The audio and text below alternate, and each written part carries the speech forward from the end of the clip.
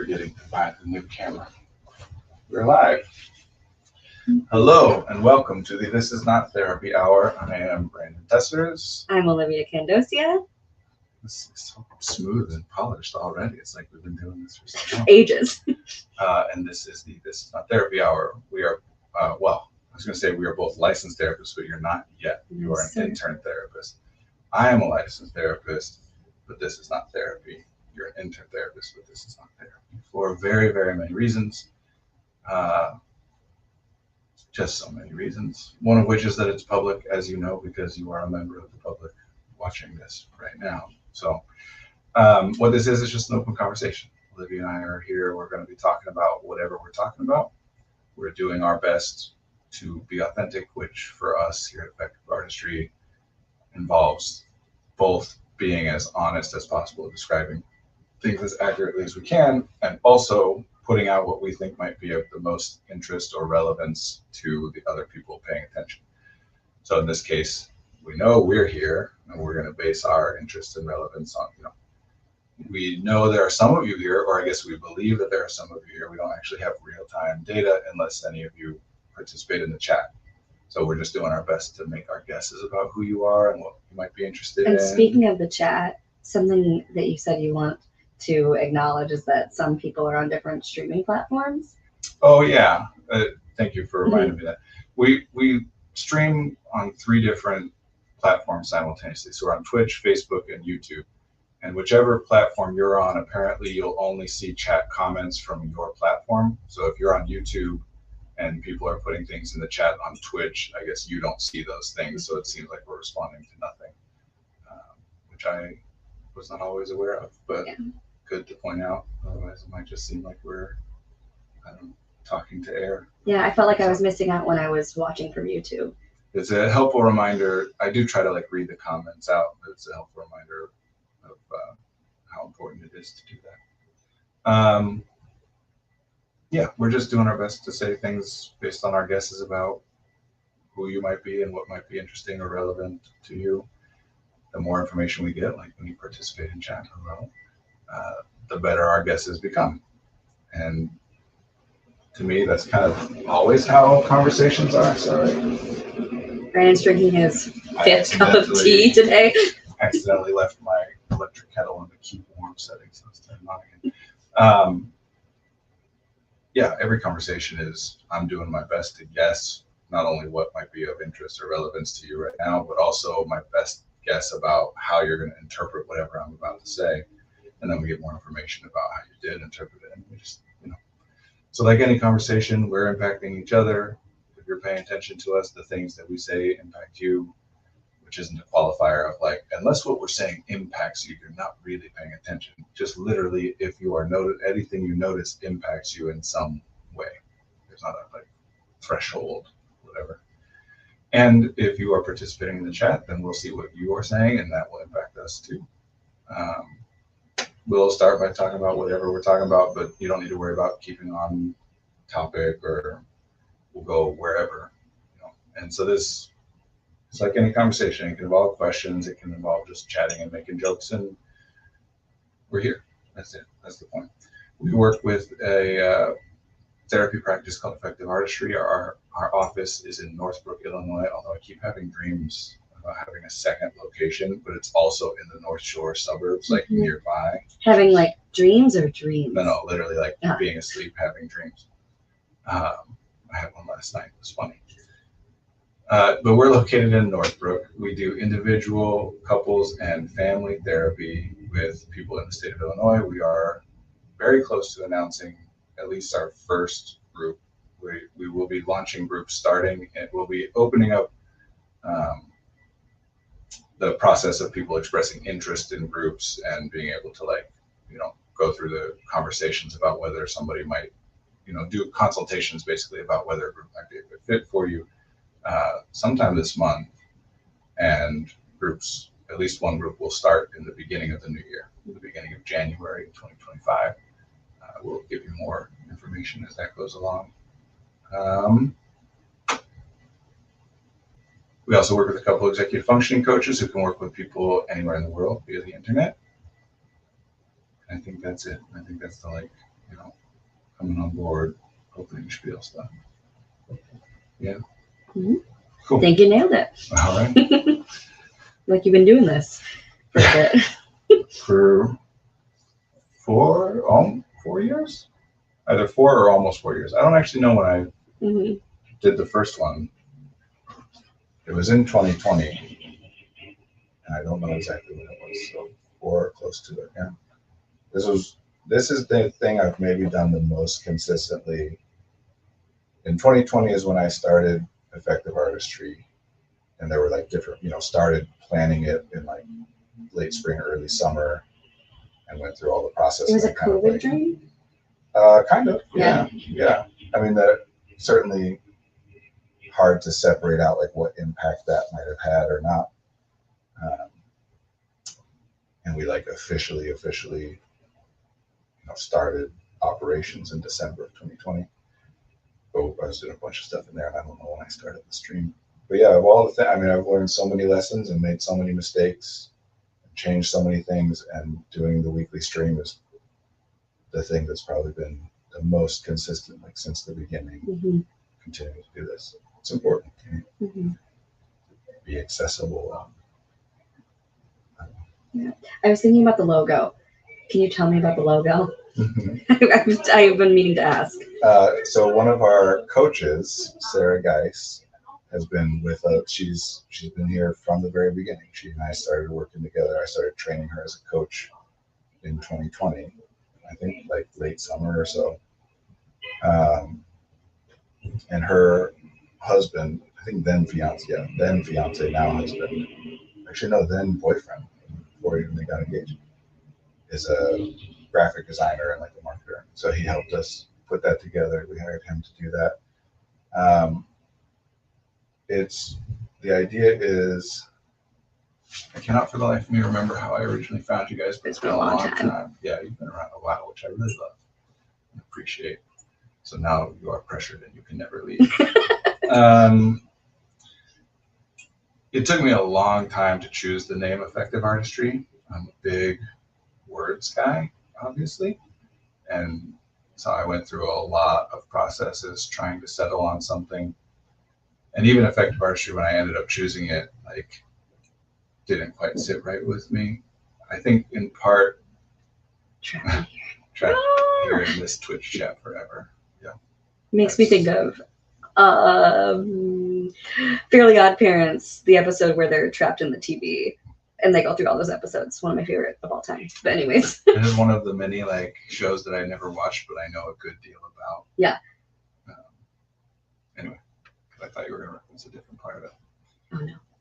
Although I could.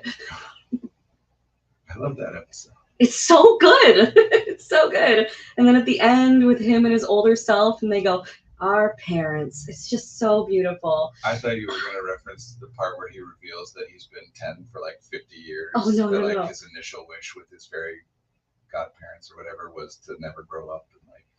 And like, No. Nope. So. I totally forgot what I was saying. Oh, the name. The name. Yeah. I was trying to pair two different things. Effective, I was very settled on because especially we had more of a focus on executive functioning at the beginning. Our focus on that has decreased, but our focus on other things has increased. So I've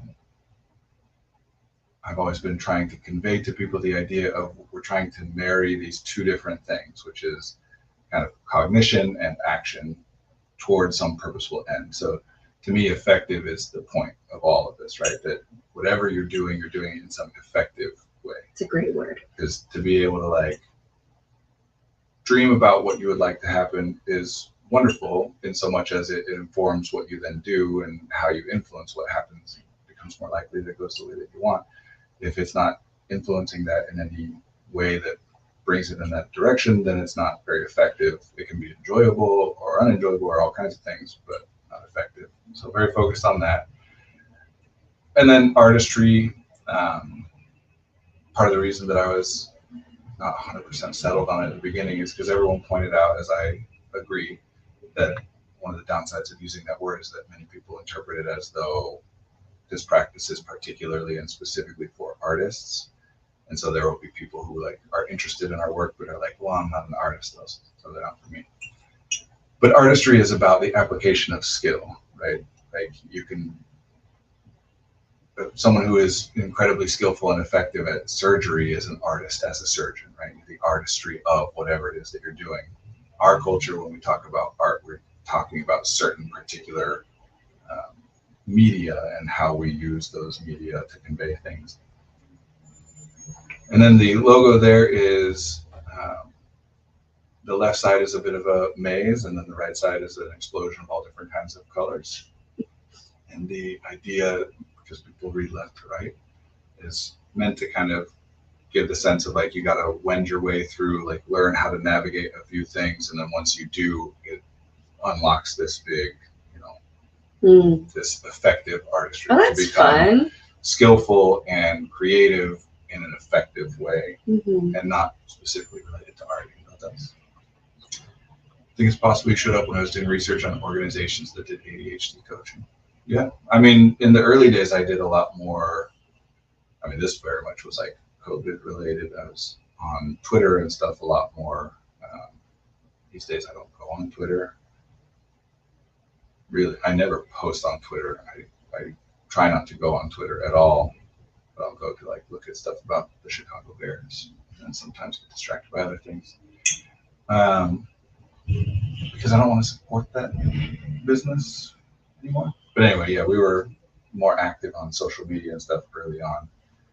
As the therapy side of what we do has grown, there's been less of a focus on like internet outreach and stuff because we can only do therapy with people in the state of Illinois. So when I started, there was me and 0 other therapists, 2 coaches, but no therapists. Now we have 2 coaches and 6 full-time coaches, 6 full-time therapists, 1 part-time, and 1 intern therapist. And so most of my time now is dedicated to training and supervising To therapists. talking our ears off. Mm-hmm. That's our job, right? Yep. Like I was joking the other day, back when that describe what you do poorly meme was going around forever ago. My answer was, I talk to people about stuff that they don't really want to talk about until they're glad that I talked to them about it. Yeah. So that's the idea. It does also kind of like, I don't personally think of it this way, but the graphic designer was talking about it evokes like the organization of the left. I guess I'm doing this back. Left brain versus right brain.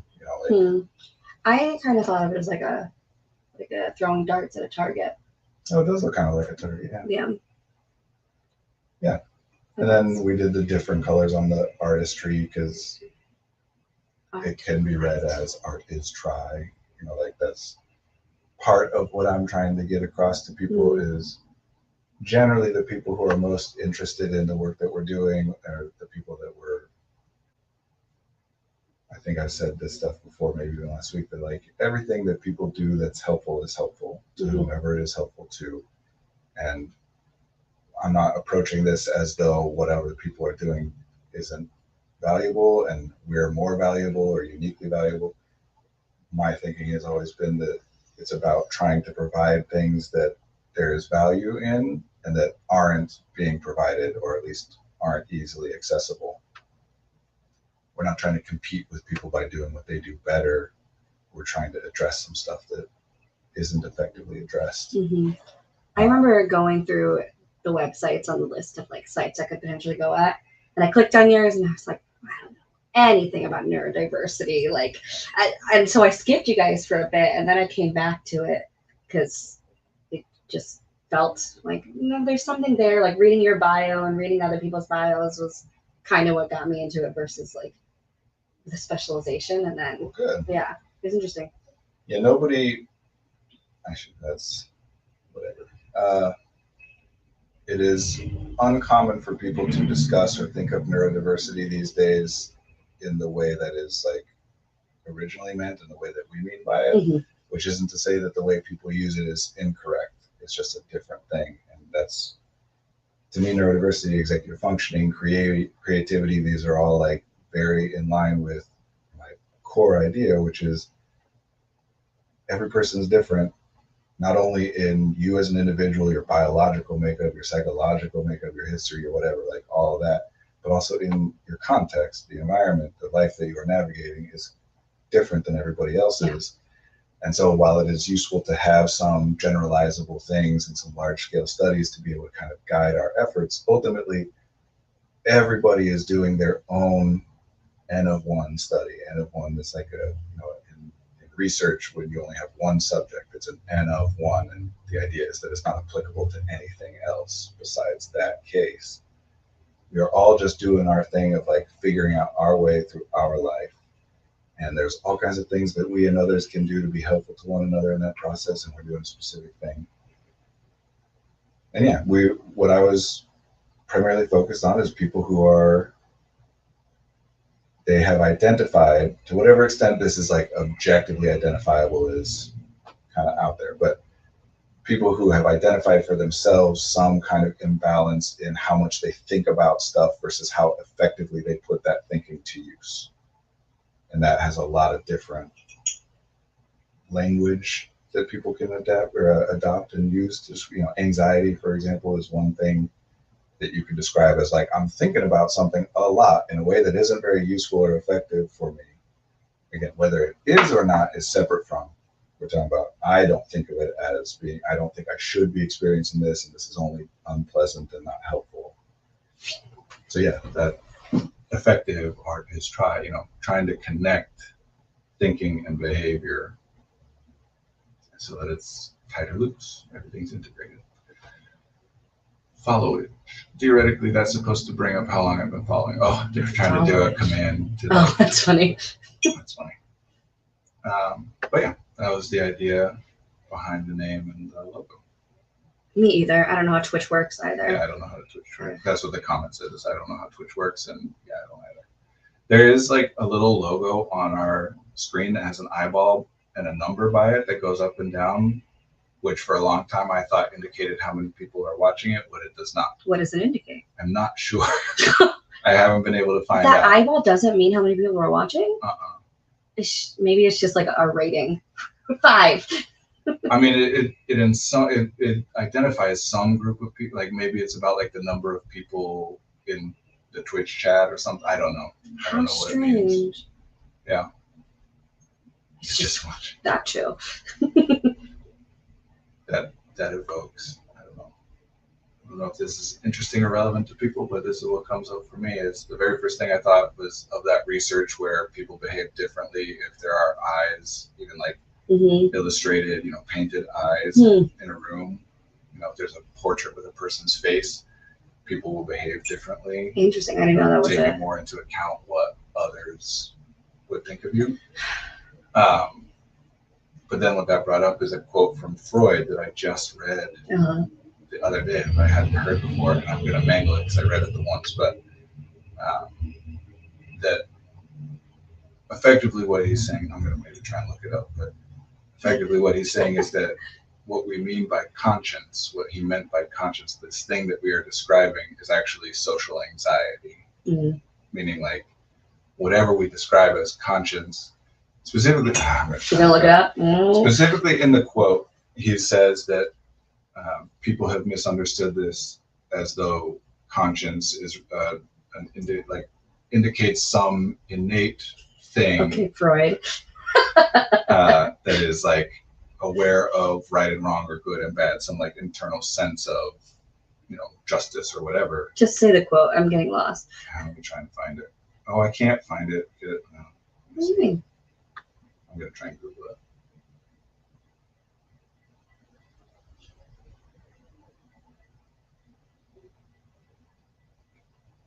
For a while, I'm getting better, but I would try and secretly Google what people were saying if I didn't know what they meant. But Brandon has taught me to just ask, let people me know, versus trying to hide that I don't know. Oh, here it is. I gotta sign in to. What are you on? VIP therapist? No, it was the Google result that I found is on Goodreads, and I have to sign in. I'll read the little blurb that comes into Google Conscience is not the inexorable judge that teachers of ethics say it is. It has its origin in nothing but social fear. Meaning that this belief in what is right and what is wrong is really, when we have an impulse, you know, what people might describe as their conscience saying something to them or whatever, right? When you have a thought, that impulse is produced by a process that is built on top of what other people think, which is like obvious and inarguable if you really break it down, that of course, like, your concept of what is right and what is wrong is built on what you have been taught about what is right and what is wrong. Freud would say that, is what the comment says. Freud is such an interesting figure, honestly, because he's, to me, you know, who I always think of. Olivia and I share that we have a background in theater.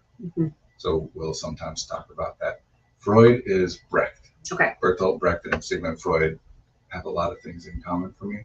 And one of those things is that both of them, as they got older, had a lot of problems with what they said when they were younger and how it was interpreted and the impacts that it had.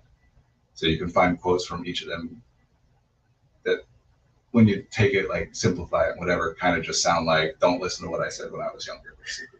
It's not really what they're saying. Sounds like growth a little bit to me. I agree.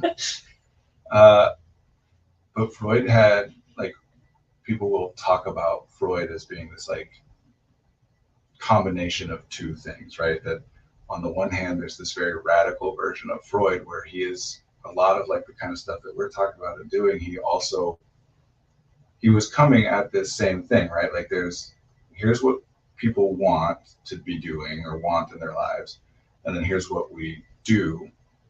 And a lot of the time we do what we wanted to do, or we accomplish what we wanted to accomplish. But a lot of the time we don't do what we wanted to do, or we actually do things that accomplish the exact opposite of what we wanted. And so everyone's known that for a long time. I mean, like, since the history of our species, everyone's aware of, like, sometimes I don't do what I intended to do, or I accidentally do something. But that's it. He was just approaching it, that question of, like, what is going on there.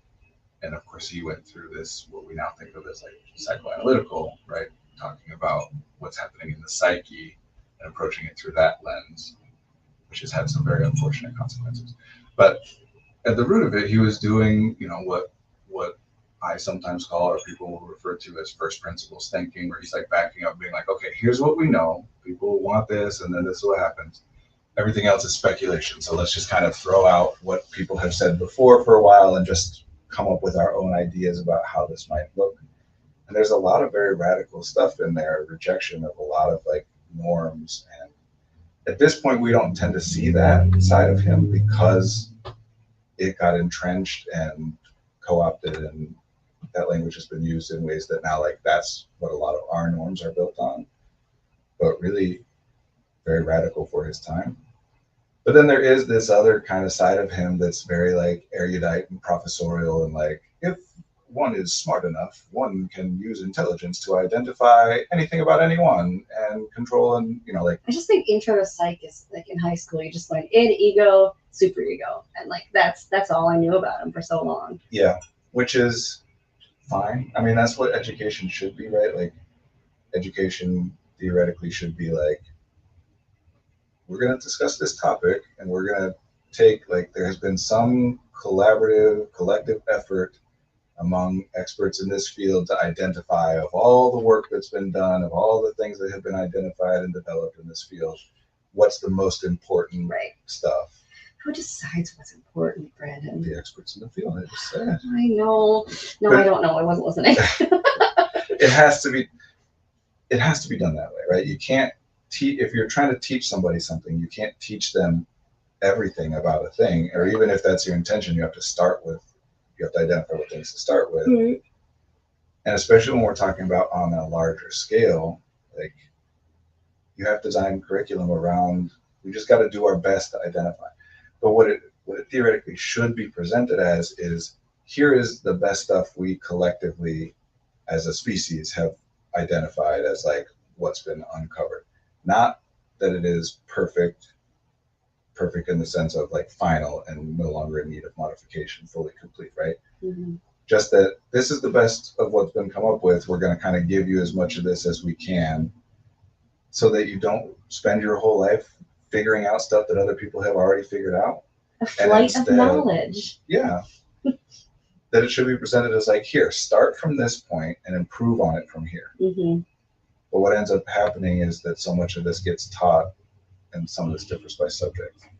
It ends up getting taught as this is what is correct. And if anybody disagrees with or rejects any of this, they're, being a grifter or whatever. And to think that you might have any better ideas or new ideas to add on to or improve this is just arrogant and delusional. Just you got to learn what is there because that's how to do it. That's what's right. End of story. And that's terrible. It's understandable that it comes out that way, but it sucks. Because, like, again, if Freud had taken his education and been like, oh, everything that's worth discovering has been discovered, then he doesn't put anything out there. Like every single person that you learn about their work in your psych class was somebody who was like, yeah, I have something to add to this conversation, I think. Let me explore some stuff. And everybody who's disincentivized from that or who's convinced that believing you have something to add or something to discover is crazy, then just doesn't contribute to our collective knowledge. Much better to tell everybody this is part of the focus on neurodiversity is to tell everybody, no, you actually genuinely, and I 100% mean this, each of you, each person, each of us has better ideas. At least some of the ideas you have are better ideas than any other human has ever come up with. And I can say that confidently because if we need to, we can get specific enough down to like, you have the best idea about how to navigate this particular thing in your life as compared to anybody else. But the only next step is to just like have this thought that maybe this thing that you have figured out that is the best idea of how to navigate your life maybe contains something of relevance or interest to other people's lives as well. If that's the case, then maybe what you have is the best idea that anyone's ever come up with for other people's situations too. How poetic. I mean, yeah, well, like, this is not a person that I admire generally, but I will use them to do the appeal to authority fallacy right here. Steve Jobs, when interviewed about like, what is it that makes you so successful, right? Like, what is it about you that has enabled you to be somebody who changes so much or whatever?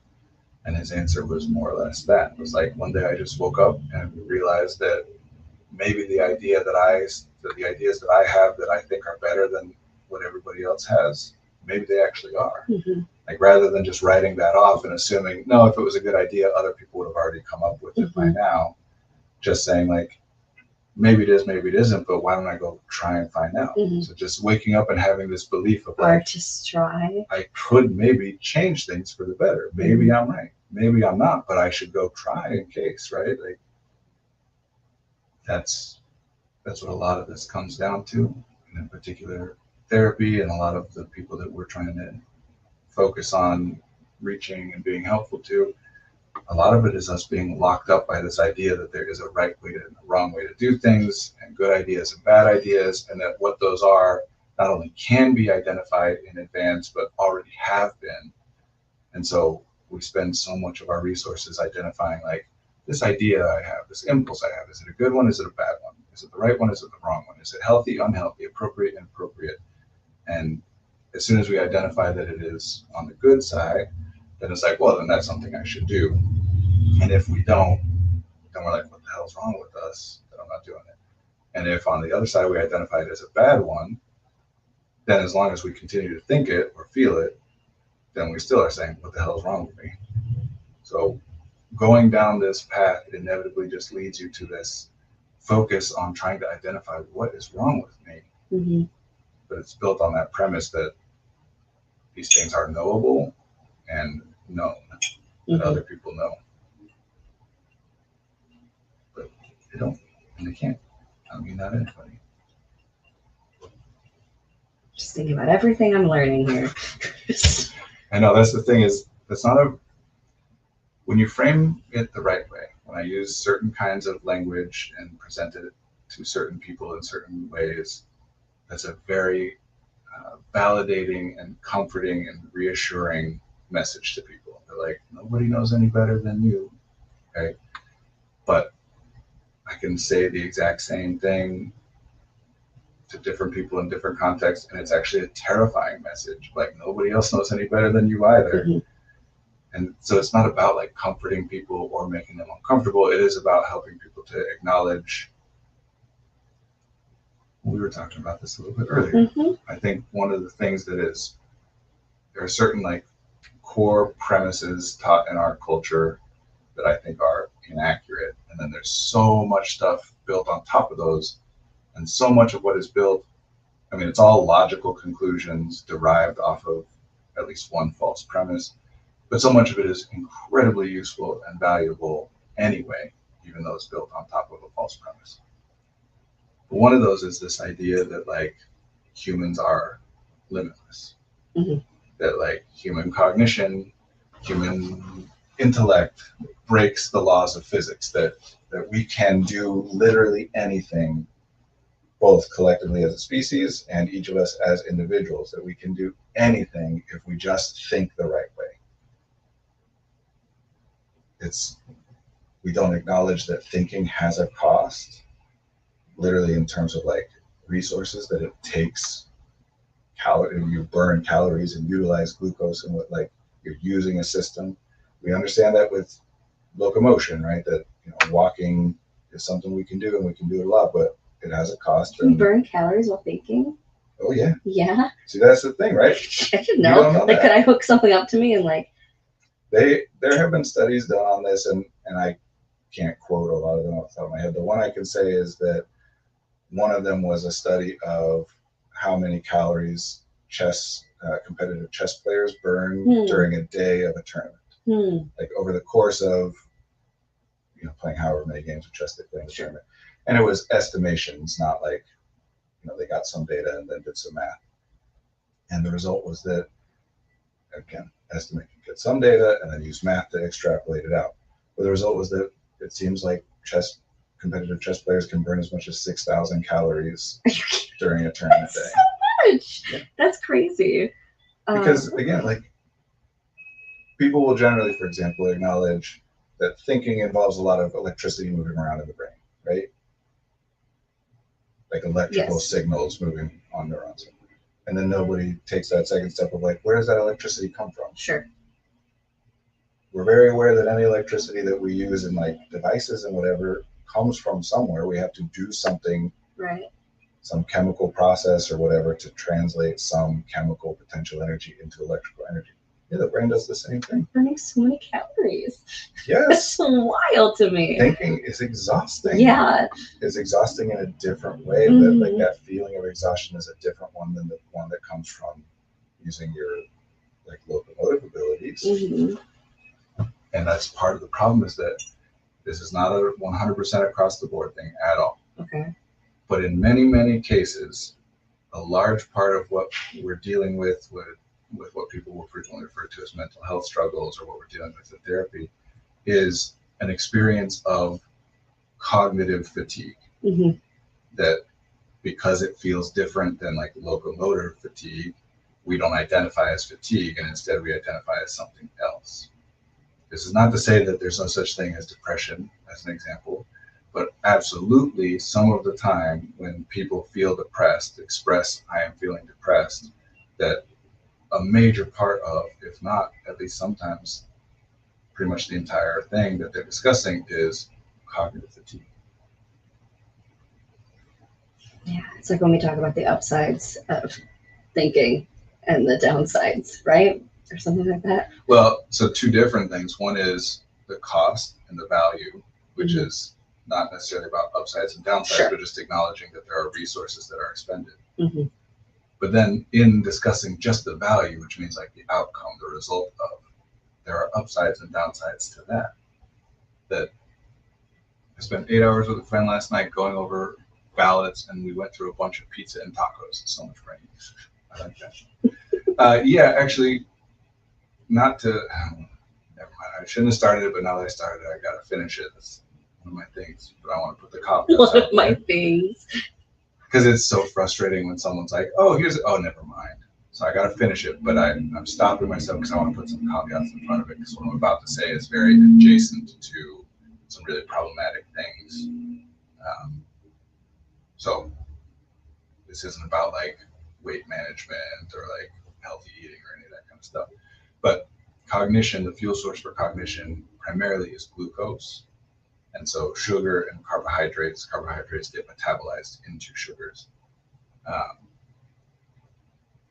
the more you think, the more, this is again, not a one-to-one thing, but for humans, the more that humans are thinking, the more glucose they're utilizing, and the more they're going to be over time seeking out and getting more glucose and more carbohydrates. And yet we have, I think generally we talk about like our culture has a much bigger focus on those things than we used to. We fail to acknowledge when we're talking about like paleo diets and whatever, people generally fail to acknowledge that like you are not living the life that those humans lived back in the day, and that maybe some of the reason that you're eating different things and craving different things is because you're moving a lot less and thinking a lot more. We focus a lot on that we're not moving as much as humans are meant to or designed to or used to, whatever. We never talk about how much more we're thinking and how that might impact us. Yeah. You know, everyone talks about rising rates of depression and anxiety. Nobody wants to have the conversation about, well, both of those are things that whatever specific things are happening in a person's life that contribute to that, those are both cognitive experiences. We can say they're emotional, but in order to notice them, we're talking about the cognitive environment. To be aware of your own emotional state and your own thoughts, you're paying attention to your own subjective internal experience. I cannot identify that I am feeling depressed or feeling sad or that I'm anxious unless I am paying attention to what I am experiencing internally. So without getting into any speculation about whether thinking more causes you to feel that way, which we could get into, we can definitively say that in order to identify that as happening, you have to be thinking about your own experience. Another word for that is metacognition, and it's the thing that we deliberately train ourselves and each other and in particular children to do. We think of metacognition as a very, this is a little oversimplified, but a statement that many people, like experts in the field, would agree with is that a lot of what we mean when we say maturity is just a more developed sense of metacognition. Metacognition meaning thinking about thinking? Thinking about your own thinking, being aware of your own thoughts. So like impulse control, in order to do anything that would theoretically qualify as impulse control, you have to be aware of the impulse and have some other thoughts in response to the impulse that result in you deciding or thinking to go a different direction. Otherwise, if you just act without thinking, that's what we mean by saying impulsive. What's that Star Trek episode you say where they trick the ship computer into a logic loop that shuts it down? Oh yeah, it's good. Read it a little loud. Not this one particular, but in the future, read them louder just so people can hear them. Yeah. Again, another show that I've never actually watched, but the original series of Star Trek. You've never seen Star Trek? Not the original series. Lots of Next Generation, lots of Voyager, decent amount of Deep Space Nine, a little bit of Enterprise, nothing else. Some of the movies. There's an episode in the original where okay. I don't know anything about Star Trek, but it made me think of my friend who hosted a Lord of the Rings party, and everyone had to dress up as elves, but I don't watch Lord of the Rings, so I dressed up as a Keebler elf instead, and I just pride myself on that still. Go on. You were aware of what you were doing. You did not think that that was what the intention was. You were deliberately being subversive. Oh, yeah, absolutely. Yeah. I thought it was hilarious. Fine. Yeah. Some interesting stuff in there. We could talk about Tolkien and language. Anyway, there's this episode, and I don't know the details because I've not seen it, but in some way, the ship's computer, the like AI computer that runs this futuristic, faster than light capable, like huge starship, gets corrupted, turns evil in some way. And the crew is trying to fight against it, but can't do anything because the computer's aware of everything that happens on the ship. And so in order to distract it, Spock says, computer, calculate pi to the final digit. because pi is an irrational number and has no final digit. So even if that computer is theoretically capable of generating like trillions and trillions of digits per picosecond, it will never accomplish the task. So more and more and more of the computer's resources get poured into trying to accomplish that task until it can't do anything else. It can't even be aware of what's going on anymore because everything is trying to accomplish this impossible task. I reference it sometimes as a way to help people understand, like when we're trying to solve a problem by thinking that is impossible to solve by thinking, we sometimes get stuck in this loop where we think, well, I just haven't solved it because I haven't thought about it enough, and I dedicate more resources to it, and more and more and more. And eventually we get to a point where we've dedicated so many resources to it that we don't have any resources left over to even notice how much we have dedicated to this. We're just thinking about the problem. We lose all like metacognitive ability to identify that the strategy we're utilizing is a poor one and whatever. And it's not until some external thing pulls us out of it that we're like, oh yeah, that was not helpful what I was doing. And then running through this idea that there's knowable and identifiable in advance, good and bad, right and wrong things to do. When we come to and realize what just happened, we're like, oh no, that was terrible. What's wrong with me? Why did I do that thing? Which is just, we were trying to solve a problem by thinking. We did more thinking and more thinking, and at some point lost track of that we have other options. And that's going to happen more and more and more frequently as a person becomes more and more convinced that thinking not only can solve every problem, but that it is the only solution and all other options are not worth exploring.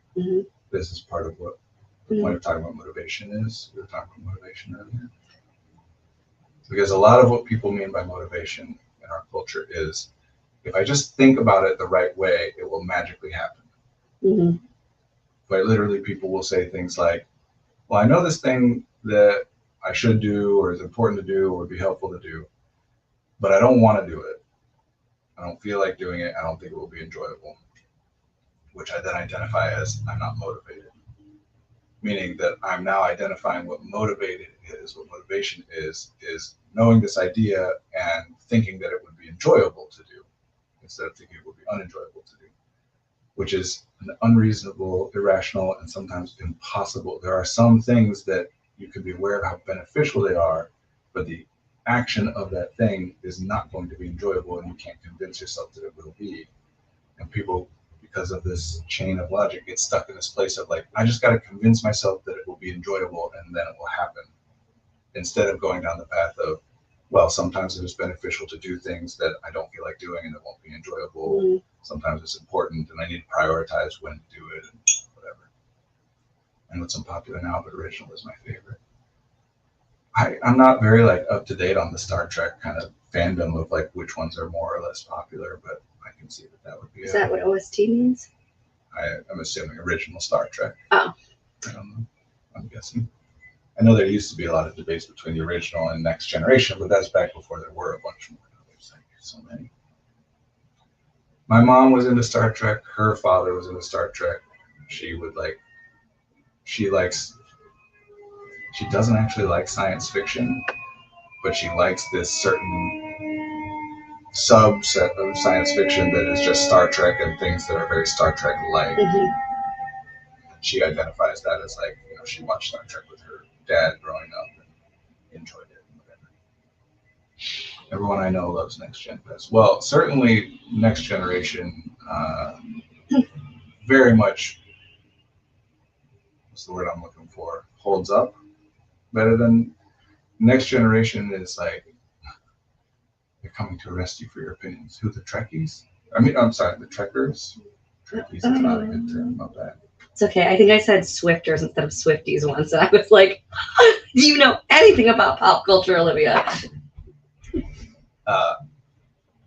Yeah, original series Star Trek is very much like we're adventurers and conquerors going through this dangerous and unknown territory. So, of course, there's a lot of stuff, even though the show is was and still is very progressive in very many ways. Like it has an entire episode very blatantly dedicated to how stupid racism is, for example. They meet a planet with full of people who are literally black on one side of their bodies and literally white, not like human In tones. what? In In the original series of Star Trek.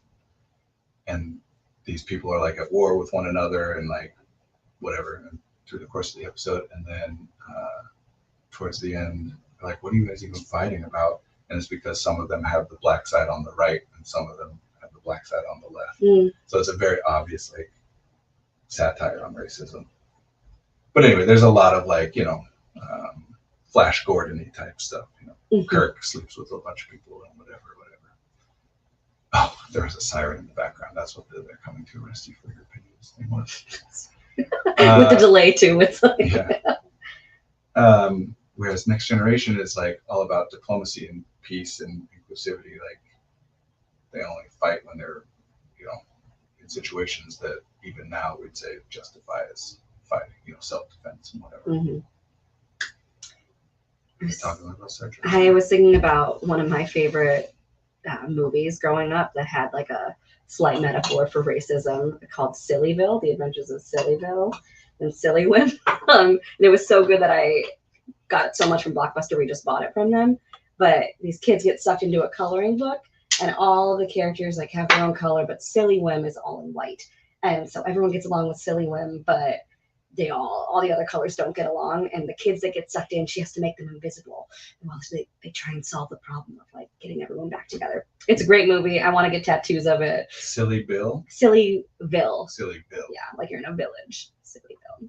I'll keep it in. I think you should. It's very fun. If you can stream it, I might even. It's on YouTube. Watching movies on YouTube for some reason, like the route of accessing ideas in my mind. When I get to streaming something on YouTube, I'm like, no. Yeah, it is weird too because it's like part one, part two. Yeah, I don't know why I'm like unwilling to consider watching a movie on YouTube.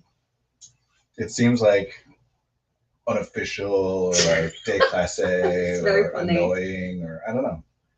But if it was on like Netflix, I'd be like, sure. Did you, when Netflix first came out, did you get DVDs of Netflix mailed to you? I did at one point, yes. Yeah. Which I worked at Blockbuster as a teenager, so that was a betrayal of people. Yes, that is heartbreaking. It's really not. Blockbuster went out of business for a reason. Is Family Video still a thing? I think it is. Yeah. I think there are some of those around, but I'm not sure. Yeah. Yeah. Anyways. No, there was something to the like video rental store for sure. It was a very, very narrow window in our history. Yeah.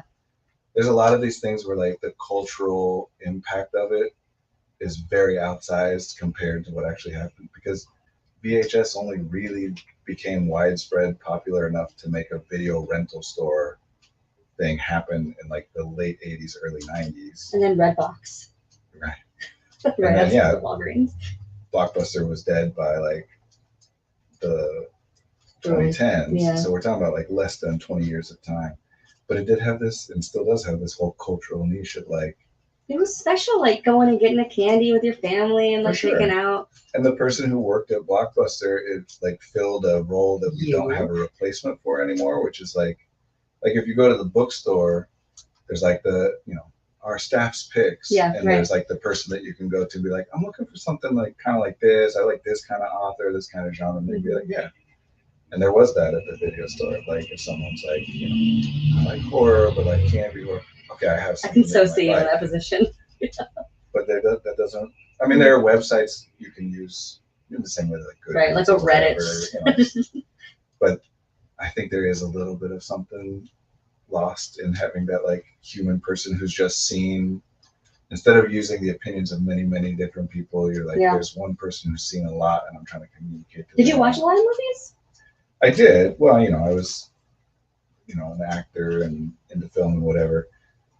And you would think that Blockbuster would give you unlimited rentals to be able to like keep up on stock, but no, it was 5 a week. But I used all my 5 a week for sure. So I'm much more knowledgeable about movies from the specific era of everything that came out on DVD from like 2000 and when did I work there? 2003 to 2004 ish. That's when you worked in 2003. Somewhere in there, mostly 2004, I think. And a lot of that is stuff now, like it's encoded for recognition, not for recall. So if I see it, I'm like, oh yeah. Uh-huh. somebody mentioned like The Core to me the other day. It's a schlocky like Armageddon genre Okay. of like trying to avert a natural disaster kind of action. Great. Flick. And I hadn't actually seen that one, but I was like, oh yeah, I know that one. You know, Mhm, like you can name like the actors in it and stuff. Interesting. Tell other stories that I don't think of as being interesting or relevant to Viewers, so some other time. But You want to tell me your favorite candy there? Hubba Bubba? Want to go down that route? actually, that would be hard. I like Really? Swedish Fish. I never got candy from. I made minimum wage. If I like bought some of the candy from there, that was like an hour's worth of my earnings. That was, well, I was gonna say that was back when, but like minimum wage is actually pretty similar. Right. Now it was $5.15 an hour at that point, and now it's like what, $7.15 federally. Oh my What a God. joke. What a joke. This is the portion of the stream where we get explicitly political. No, let's not do that. Unless people ask about it. What do we want to talk about? I don't even know. We're taking so many detours.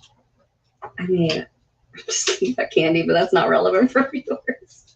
I mean, there's a reason that there are stereotypes, for example, of computer programmers or just people like at the computer generally that eat a lot of very sugary and carby stuff late into the night.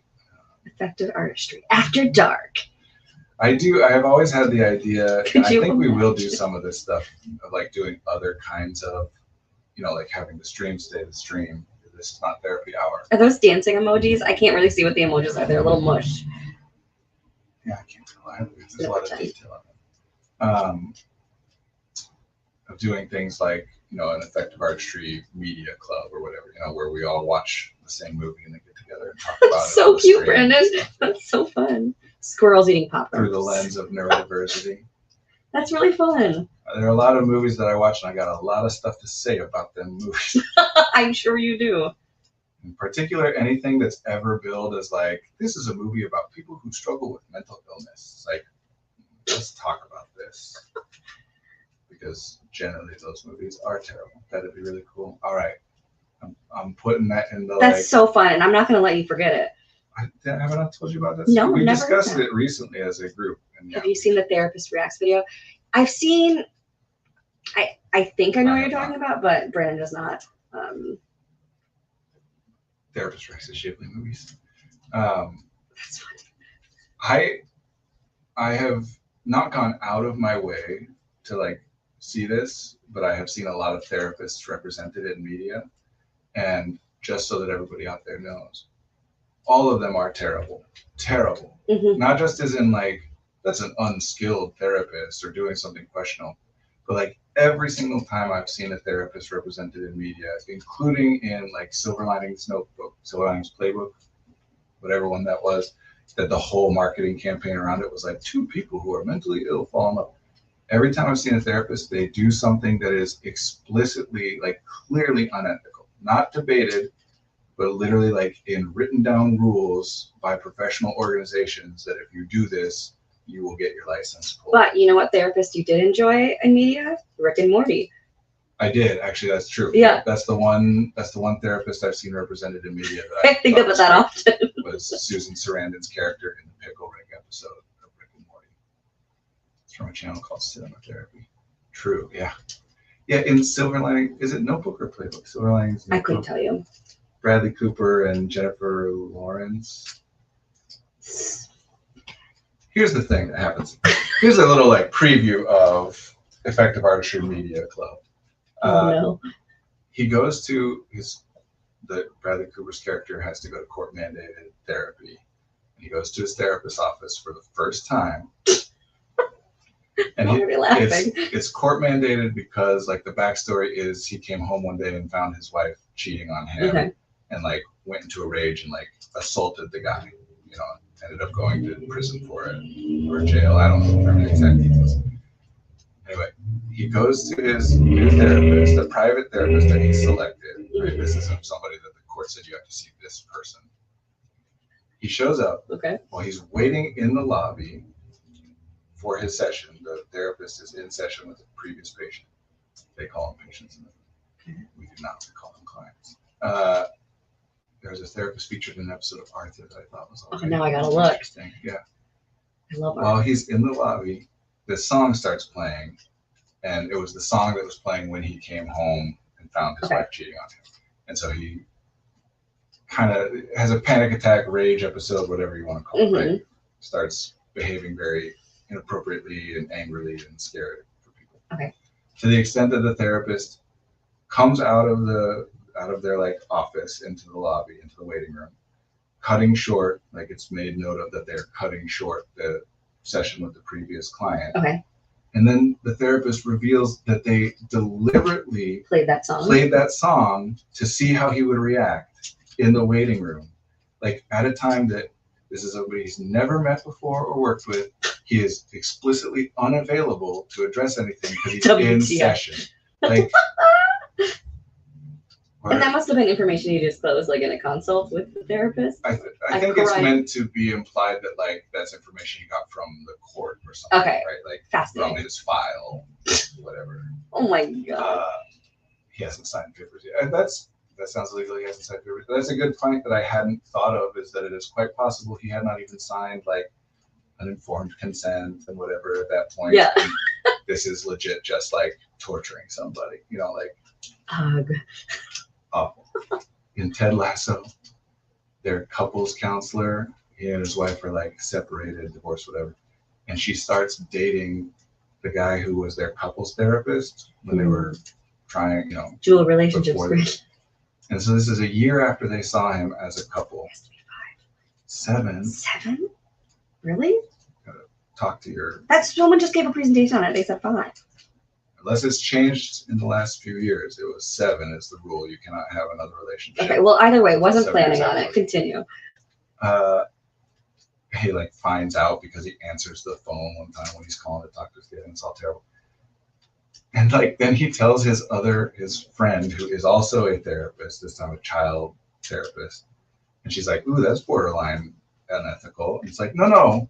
Again, that is like one of the most That clear is. and explicit rules that you cannot do that. Mhm, It's mhm. not like borderline. You know what I'm thinking about that I've been wanting to watch? There's a group of comedians, like Tig Notaro's and a bunch of people, and it's a thing called like group therapy, and it's a bunch of comedians just talking about their mental health. But when I hear group therapy, I'm like, this is more of a process group, really. But it It's was more of just a roundtable comedy discussion. yeah, of like what Where the content is about thoughts. and things that are feelings. therapeutic or whatever. But it like was in a film festival and it has not released yet, but I'm waiting for it because I want to see. I'm sure it will be hilarious. I don't know if it's hilarious what I'm wanting, what I'm It wanting. better be hilarious because it's not therapy, and Therapy can be funny, Brendan. therapy cannot be filmed and distributed for That's mass true, that's true, consumption. that's true. Therapy can be hilarious, absolutely, but whatever they're doing is not therapy, and so calling it It's a marketing. group therapy better be like a, joking artistic Yeah. title of like, this is a therapeutic thing for us, but it isn't therapy. So Yeah. it better be funny. If they're putting it out there as like, this is what group therapy is like, then that's just straight up disingenuous and terrible. Yeah, I don't think they're doing that, but now I'm just defending it because I want to like it. Look, we were just talking about this actually before we came on the stream, is that the thing about therapy is that it is incredibly boring to anybody else but the client and the therapist. Like, we were talking about our background as actors and theater artists, where we are taught, like everything we're taught in that is about that everything needs to be important, everything needs to be life or death on stage. Because the premise of theater, we like it that way. The premise of theater is that we are putting something on stage in front of an unknown public, right? Like, so by design, whatever we're doing should be, to the best of our ability, interesting and accessible and relevant and evocative for like anybody who could come in off the street. Hashtag keep therapy boring is so funny to me.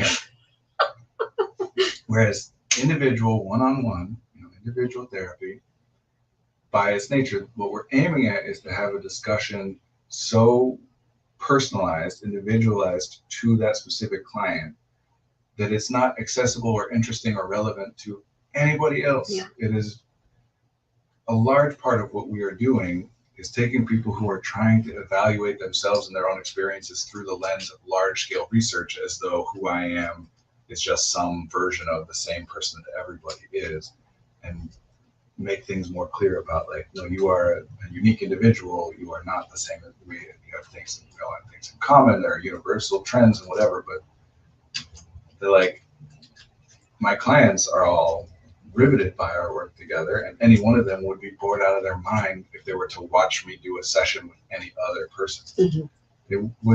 They would, if any one of my clients watched a session I was doing with somebody else, they would likely be like, what were you doing? Like, that's not even how you sound. And like, because we change, we code switch, we use different language. It's all about that person, which is why I like that therapist in Rick and Morty, because that's the one time I've seen a therapist make the point that, like, therapy is boring. It's not exciting. It is not this idea that if you just understand things in the right way, all of a sudden your life will be perfect and you'll never be sad again. It's maintenance. It's, as I try to point out to people, sadness and anxiety and all these things, they're like hunger, that they're important signals that your body generates for you that indicate that it's time to do something, to address something, right? And when you address it, when you do those things, the signal doesn't appear. When you eat, you're not hungry. And you can eat before you get hungry, and you can even put things together in such a way where, like, you have a routine and you eat at certain times and you don't feel hunger ever because you're always eating before the hunger comes up. But then if all of a sudden one day you're hungry, that doesn't mean something's wrong. It just means, for whatever reason, maybe you didn't eat what you typically do, or maybe you did different things that use different amount of resources in there. So there's no way to just, like, never be sad again. And sadness and anxiety and all these things, anger, they are not symptomatic experiences. It is, let me clarify that. It is useful to frame things, to categorize things as disorders. Is our way of categorizing them the most theoretically useful way to do it? Not at all. But it's the most useful way that we collectively as a culture have established, right? Even if there's one that's, and there are multiple different ways out there, partly some in different countries, but there are people who are advancing different ways of categorizing these things. But they're not largely accepted, so, like, insurance doesn't utilize them, for example. Anyway, it's the best we've got. Doesn't mean it's perfect, but it's still useful. And it is useful then to identify sometimes your experiences as being indicative of qualifying for one of those diagnoses, right? Mhm. If I'm sad in a certain way, a certain frequency, a certain extent, certain impact on me, then that might indicate that I qualify for a diagnosis of depression, major depressive disorder. But that is different from sadness is a sign that something is not functioning accurately. Or more importantly, much more common, is tiredness is not a sign that something is functioning incorrectly. When you are tired, it's like being hungry. There's reasons for that. You've expended certain resources and need to rest and recover. But we get trained to think, like, oh, you're not supposed to be tired. And if I'm tired, if I can run through and justify, well, yeah, of course I'm tired because I slept terribly and I did this and that, then it's fine.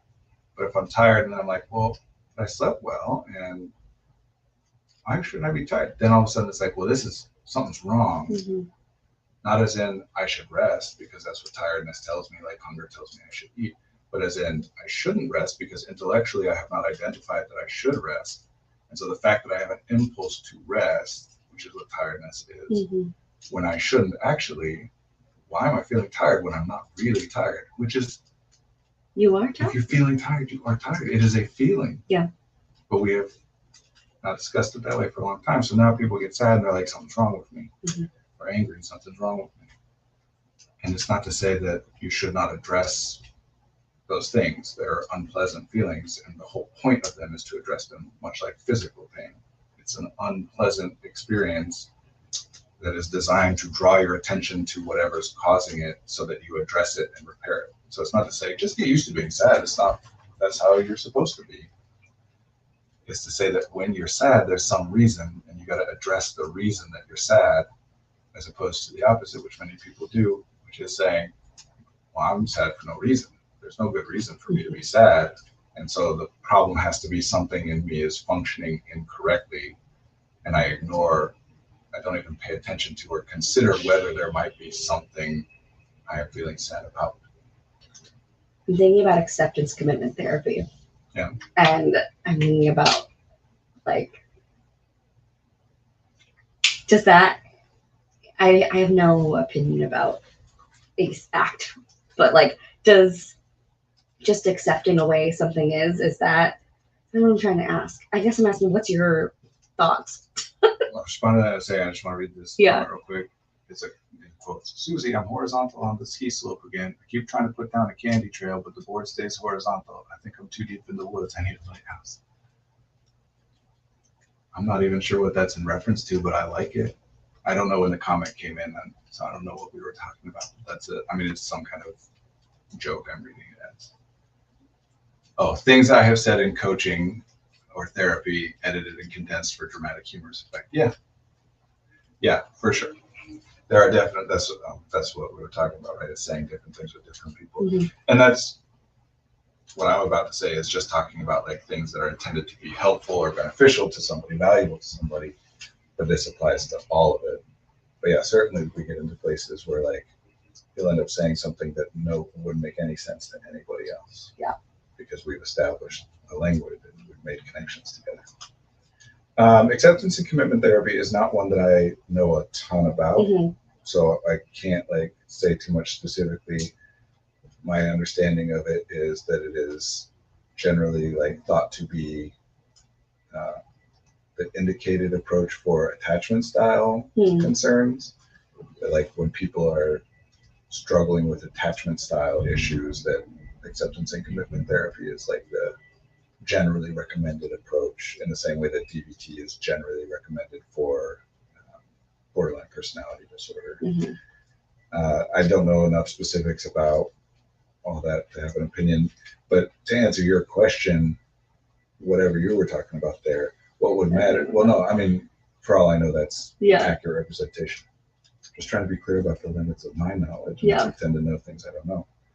But to answer your question, it would really depend on what we mean by acceptance there. Yeah. And that is a big one. Because we were talking earlier about we have some thoughts we identify as like good and healthy and helpful and appropriate, and some that are bad. Well, one of those things that gets put on the good side is acceptance. I need to learn to accept myself. I need to learn to accept this about me, but without being clear about what exactly acceptance means. Sure.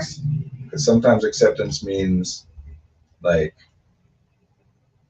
stop trying to change it because you can't. Yeah, sometimes I just think it is what it is when I hear acceptance. Sometimes that's what people mean by it. It's like, this is an unchangeable, in AA, one of the like more famous AA quotes is, not quotes, but like sayings, phrases. It's like, God grant me the strength to change what I can, accept what I cannot, and the wisdom to know the difference, right? I think acceptance is part of ACT, but not all of it. A big part of it is understanding your own values and letting those guide your actions. That's interesting, especially in light of what we were talking about, Freud's concept of the conscience, because our values are derived by other people, which doesn't mean that they're not our own. They are still ours. But that is one of these things that does, and this isn't a comment on ACT, again, I don't know enough about it, but just as a general statement, one of the things that straddles the line between helpful and problematic, right? Like it's helpful to many people in many instances, but also causes problems for many people in many instances, is the idea of like being a people pleaser or knowing what I want, not just what other people want. Like I'm always aware of what other people want. I never know what I want, right? Like as though we can, I think of the Gestalt prayer a lot. I don't know. What's the Gestalt Yeah, prayer? I'm curious. What's the Gestalt prayer? As though we can like in this moment, empty chair. One of these days I want to like really dedicate some time to figuring out why every therapist remembers empty chair technique. Gestalt therapy is a particular therapeutic approach. An empty chair technique is one particular exercise that those therapists do. And I know you're joking because we've talked about it, but every therapist remembers empty chair technique and nothing else about Gestalt. I don't know why. I do my thing and you do your thing. I am not in this world to live up to your expectations, and you are not in this world to live up to mine. You are you and I am I. And if by chance we find each other, it's beautiful. If not, it can't be helped. Way to go, Fritz. Fritz Perls. See, I like that. But again, in the right context and for the right reason, because otherwise it can reinforce this thing that I was just mentioning, is that there's this idea that we can cleanly divide what is me and what is you. Mm-hmm. And there's no reason to believe that we actually can do that, right? That like, I am I, but what I am is built on top of what you, the collective you, have told me. I always thought in Gestalt it ended up being like, you're actually nothing. Like that there was a soul idea of like That's self-abnegation. what? Self-abnegation, we just were talking about that.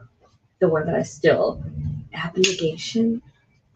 There's some concepts about that in like Buddhist philosophy as well, right? Mhm. Like there is no self and whatever. And these are all things that can be incredibly useful to a person in the right context. But they're all also very abstracted and philosophical ideas that you can't really like objectively pin down, which is fine. Not everything needs to be Mm-hmm. empirically observable. But when you're at a objectively conference, definable. Brandon, and they're teaching you about it, you're like, ugh. It's just that like one of the issues in our culture, I believe, and Freud does fill a particular role in the history of this. Not that he necessarily was intending to per se, or not seeing it this way or realizing it would go this way, is this: we're trying to build everything on top of science, right? Science is an incredibly valuable ontology, a way of knowing things based on like empirical observation. It's incredible. And the things that we as a species have developed through utilization of like scientific approaches is just phenomenal. Not everything is scientific, and not everything is even could possibly be scientific. And in particular, the stuff we're talking about, consciousness is not an empirically observable phenomenon, or at least the mechanisms which underlie it are not empirically observable. It's not something that can be identified through that lens of understanding. So there's so much that science has done and is doing. People who use scientific approaches and the scientific method have done and is doing in this realm. And there's so much that people have done throughout history through the philosophical approach to things and through the moral or ethical or religious or spiritual approach to things. And all of these things are not inherently conflictual, meaning like they cover different realms, right? Like it's not that one has to be, if one is correct or useful, the other one is not.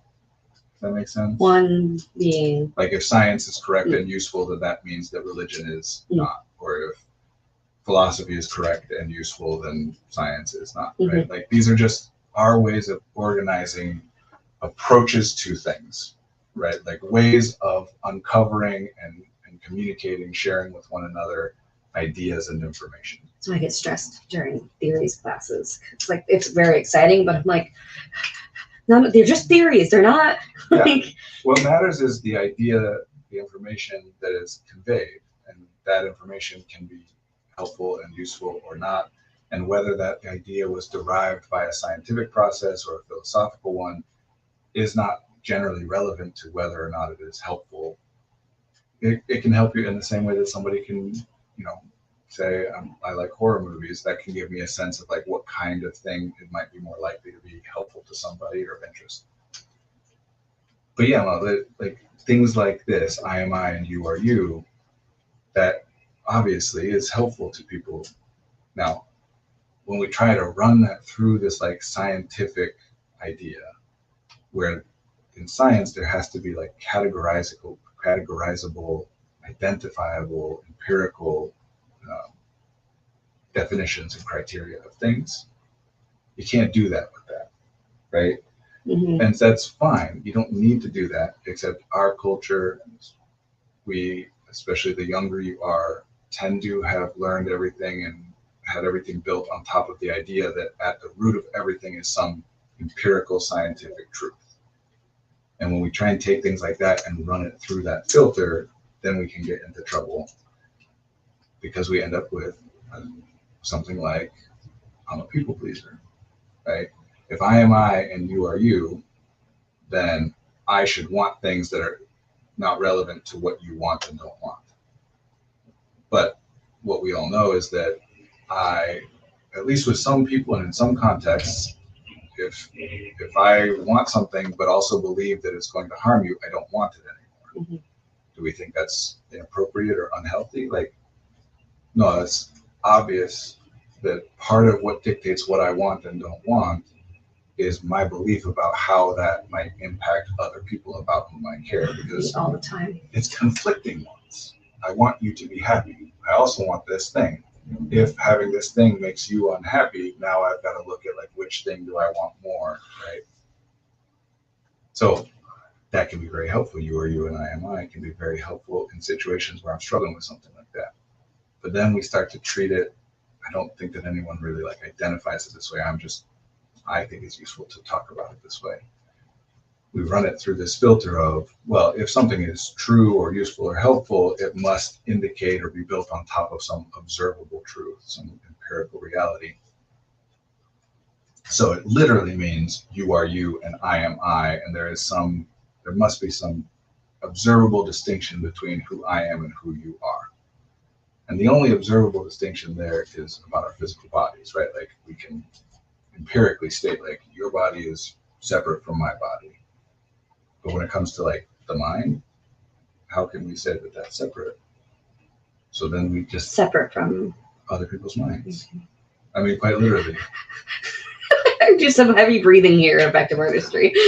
I don't anticipate that a lot of what I'm saying makes sense to many people, but part of the point of the stream is like, if it makes sense to anyone, even if the sense it makes to them is not what I was intending, and even if it's something I don't agree with, like, that's something that tripped me up early on, is like, I was very concerned about what if people interpret me differently than I'm intending, and that I've, at least for now, come to grips with the idea of like, no, people are going to interpret what they interpret. I just got to do my best. Otherwise, you just get paralyzed trying to think about what people might interpret you to mean. It's anytime you talk about the mind, I just start getting anxious. Yeah, the mind and the brain are two separate, distinct things. The brain is an observable, it is an organ. It exists in the physical reality. The mind is a separate thing that, to the best of our ability to determine, whatever happens in the mind is very strongly impacted by what happens in the brain. I hate it, Brennan. I hate it so much. But your thoughts are not in your brain. Your thoughts don't exist in the physical universe anywhere. There could theoretically, and this is just theory, not like known science, there could theoretically be a particular brain state, including like where electrical signals are in a snapshot in time, that maps to a particular thought in your mind. But even if that's the case, we cannot observe that brain state and be aware of the thought. I almost have to like half tune you out on these because I don't want to freak out inside more. I don't know why. There's a lot of stuff that goes down this path, and that's fine, and that's part of why I don't worry about, like, it's quite liberating actually to know that people are going to hear what they hear and interpret what they interpret. Mm-hmm. And that, like, I am not under any, what's the word I'm looking for? I do not have any belief that people are going to hear and remember and whatever, be impacted by every single thing that I say, mm-hmm. which liberates me to just say whatever I'm saying and let people take from it what they want. In terms of presentations, like I do a lot of presentations, to put two different approaches on two different ends of a spectrum, if I'm trying to say, I'm going to get one idea across, and I'm going to take an hour and I'm going to go through like I'm going to show visuals, I'm going to talk about it, I'm going to create environment and exercises for you to be able to experience things and do things with one another and break out. Like, the more of that I do, the more confidence I can have that I will get that one idea across to as many people as possible. The downside of that is, what if that one idea is not interesting or relevant or Mhm. helpful to a person? So the confidence I have that I've conveyed it to a person goes up, but the confidence I have that what a person takes away from this is going to be useful to them goes down. Mhm. On the other side, if I just run through 200 ideas very quickly, you know, my confidence that I have communicated any one of those things to any large number of people goes way down. Mhm. But my confidence that people will be able to filter through and select from among those things something that is useful to them goes up. It's always fascinating what people remember of you. Like, I told someone about this about you. It's like, I don't even remember saying that, you know? Yeah, one of my favorite experiences, and it happens quite frequently, is that a client will come in and say, like, you know, that thing you said really stuck with me. I've been thinking about it a lot. And I'll say, what did I say? And then they'll say, you know, when you said blah, blah, blah, blah. And the majority of the time, like almost always, it's not something I said.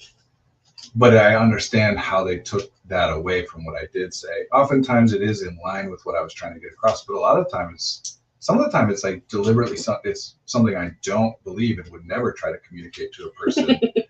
And then it's still, sometimes it's like, oh, well, I never would have said that to you because I don't think that, but I'm glad it's helpful Do you say to that? you. Sometimes. Yeah. Other times, there are times where it's like, no, I'm glad that was helpful to you. And also I want to clarify because I'm concerned that while it was helpful to you in this instance, Uh-huh. if you keep going forward with that, it might be problematic in some other instance. But yeah, no. Here's something. Ask anybody, like, how do you think other people perceive you? And everybody, if they're being honest, will be like, I don't know.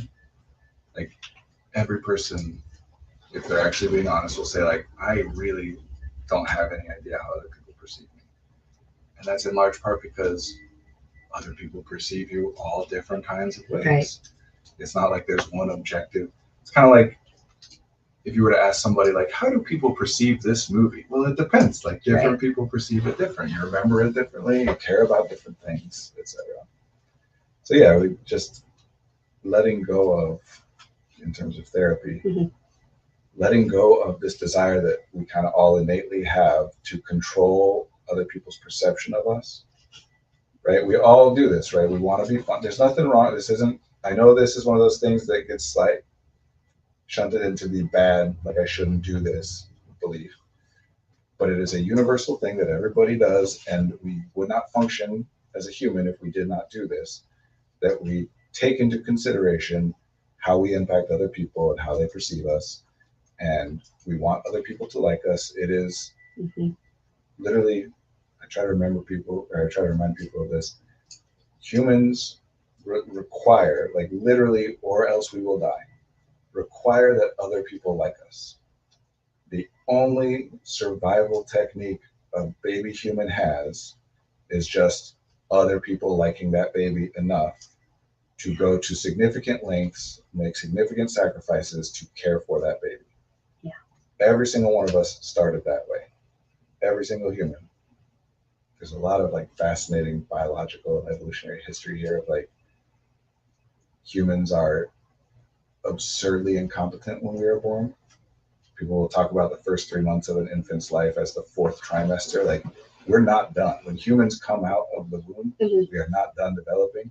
We just have to come out at that point because of the ratio of a baby's head size to accommodate our large brains to the mother's birth canal, to simplify whatever, right? Like, it's already, we have to, human infants, their skulls are in 3 pieces. Mhm. And in order to come out of the birth canal, the skull is smushed together so that the plates of bone overlap one another. So they come out all pointy headed. And then over time, those parts of the skull then like fuse together. So we're already pushing the limits of how big heads can get to protect brains before humans are born. And we are literally, like, most live birth animals, by the time they are born, like, can walk. Yeah. And can eat. And how strange. Yeah. We cannot. So all humans start from this place of, yeah, other people like me. And so much of like psychology and therapy is built on an acknowledgement of that. Even attachment styles and even the focus everyone has on early childhood experiences and relationship with their caregiver.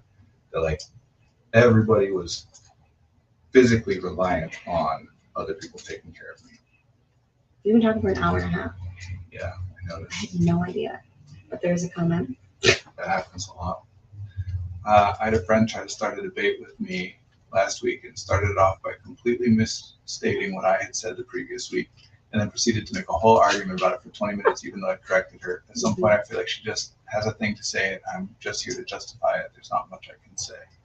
Frustrating, but thankfully, once I decided I was being lectured instead of spoken with, I figured I didn't need to care that much. That's a great example of some of what we're talking about, which is like, I talk about it a lot through the lens of justification and what our culture requires of people, asks of people in terms of justifying their own thoughts and feelings and wants and behaviors and whatever. That like, before I can tell you that I want, let's take a kid, for example, right? Like, I just don't want to go to school today. I want to stay home. But we pretty quickly learn that if I say that, I'm still going to have to go to school anyway. But there are times when I don't have to go to school, which is when I'm sick. So instead now I start to then say, well, I'm sick. I can't go to school. Instead of just saying, I don't want to go to school, because that gets me a no, and I'm sick might get me a yes. And then we look and we complain about kids like faking sick, but they have been taught that the only way that they could potentially be allowed to not go to school is if they're sick. So what else are they going to do? Right. And we use this concept now of mental health days or whatever, but what if a person, most of us as adults have experienced this at one point at least, where like, I'm not sick, I don't have a cold or whatever, but I got an hour and a half of sleep last night and I just... Listening to being tired? Yeah, I need to like not go to school or work and just like rest, right? If I just say to somebody like, I'm not sick, they're like, well, then go. But I'm using that example because it's one that people will generally agree with the justification. It's egregious enough, but we can extrapolate out from there, right? Like, we can take lots of things that people would generally agree with the justification. You just broke up with your partner of 4 years the night before, and generally people are okay with like, yeah, you call in sick the next day at work or whatever, right? If people do what we teach them to do. So in this case, a lot of things could have happened here. It could be that the person, when you corrected that that's not what you had said or that's not what you meant, that they understood that, but still needed to still wanted to go through sharing with you, like, here, this thing I thought I heard, that I thought you said, this thing I heard that I thought you said bothered me so much that I had to go through this whole process in order to get it to stop bothering me. Mm-hmm. And I'm now sharing that process with you, even if I believe that at this point that you can say that, in part to like check with you. Do you think my logic is strong here? Do you think I'm just making excuses? And like, because if that initial thing bothered me, there's something in it that speaks to something in me that I'm worried might actually reveal some flaw or mistake. I've had conversations like that with friends before where I've said something and they're like, that's not what I said at all. And I'm like, okay, but if it was what you said, this is what I was feeling. And I've had to walk through.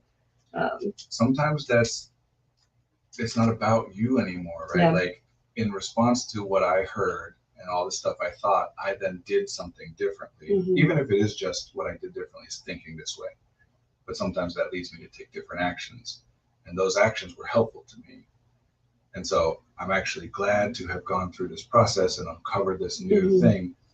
And now I'm just sharing it as a way of encoding and reaffirming for myself that what I went through was sound, what I thought was sound, and it really, you're calling it a lecture and that's understandable because it started with like I'm mad at you kind of a thing. And it's entirely possible that just like this person misunderstood what you were saying, that they didn't hear that either and Mm-hmm. whatever. But it is also possible that they're not mad at you now. They're just sharing this thing for some other reason. But we all, especially when someone's like, I'm mad at you, we get into that mode of like, okay, well, they're saying all this to make a point to me about how I suck or whatever. And it could be a different thing. All of this is, something like that, your way of looking at it, the options available to you to understand it, open up when you open up this idea that humans are not, like, our minds are not in any meaningful way able to be separated or distinguished from our interactions with other Mhm. humans. Anybody right now, think a thought, any thought you want to think, but don't use any words or symbols that somebody else came up with. I mean, we all know that as babies, we don't remember stuff, right? Like we don't have access to long-term memories from when we were 3 months old. We all just kind of hand wave that away because we all know it, Makes me sad. right? Like nobody questions it because it's just something that we all experience, and we, it's just how it is. And now in our culture now, with the language and the understandings we have now, we think of it as a developmental thing of like, yeah, you can't form long-term memories as a baby until a certain point you all of a sudden can. And nobody actually really, like, not nobody, but lay people certainly, we don't actually explore like the mechanisms behind that, like why we go from not forming long-term memories to all of a sudden forming long-term memories. We just accept it as like the brain's growing, and at a certain point it grows some nerves that'll let you remember stuff, Mm-hmm. which maybe is the case, but we all just kind of hand wave and I'm waiting for the answer. Well, this isn't an answer, but I will point out that the earliest long-term memories that people can access will pretty much always be right around the time that they have recently started to develop language.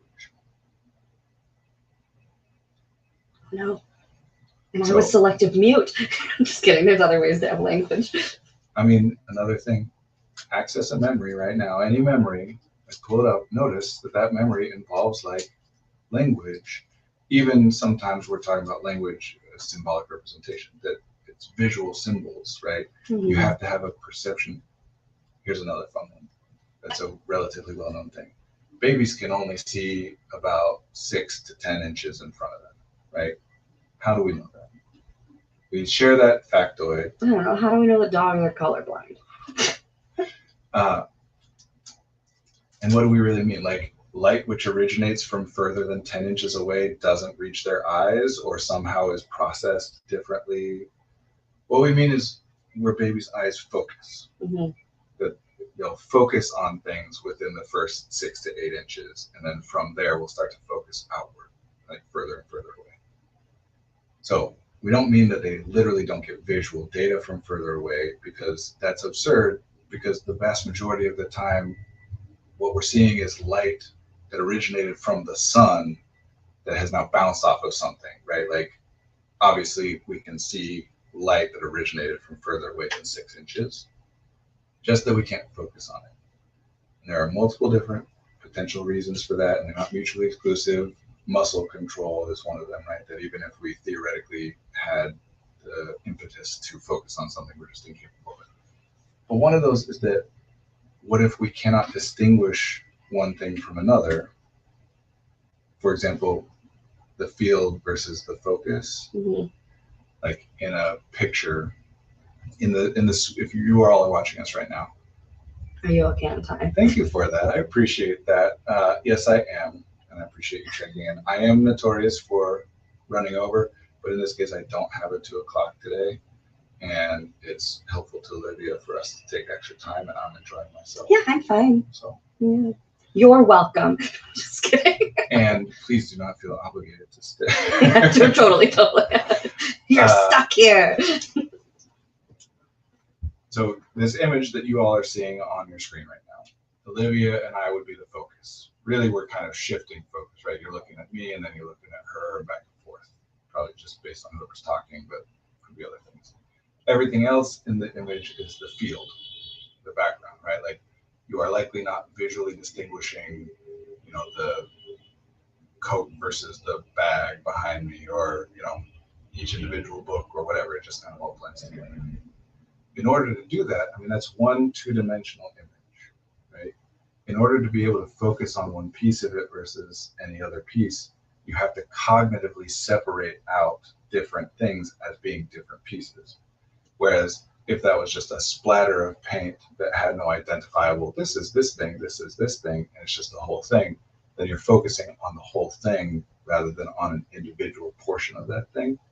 Does that make sense? Mm-hmm. I'm thinking about when my sister was a baby and we had a little drawing of like a black dot and then like other things around it, and she would just stare at that next to her changing table. And I don't know, is there something there like Of what? of like a baby's focus can know what I'm asking. The point I'm making is just that theoretically, Mm-hmm. in order for a baby to be able to like focus on something, thank you for being here. Somebody's heading out. Thank you for being here.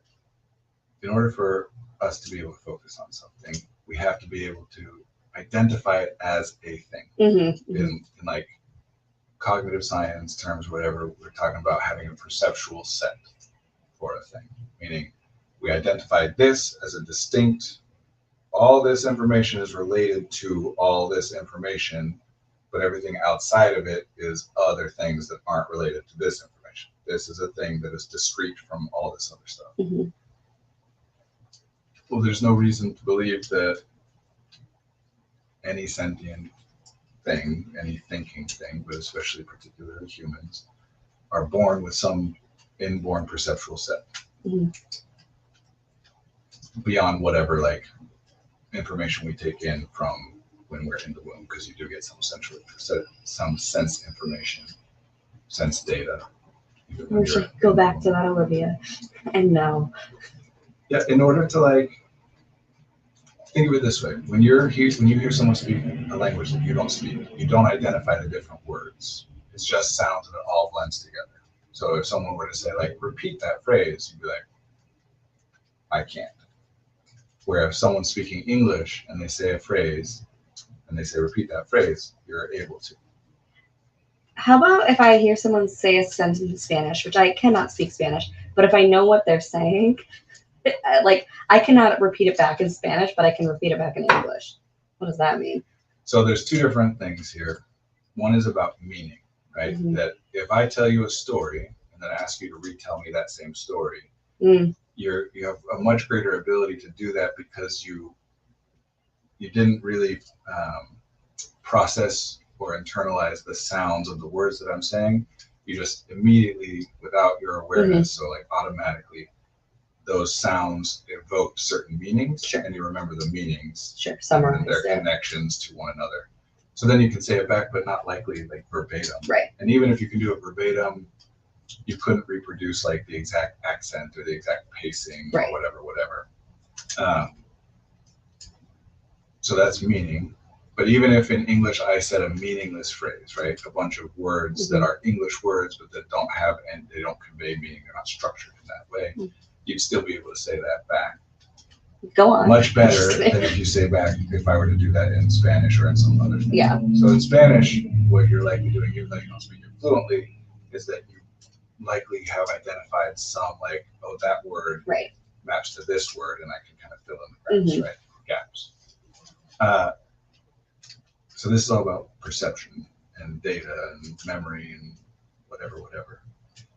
And it's not like speculative and theoretical, but yes, one of the things that is, in order for someone's eyes to focus on something, they have to be able to distinguish that thing as a thing. Yeah. Well, when a baby is first born, like that's the first time they've ever seen light of any kind. So it's the first time they're getting visual information at all. It's a lot. Yeah. I'd be crying too. Yes, and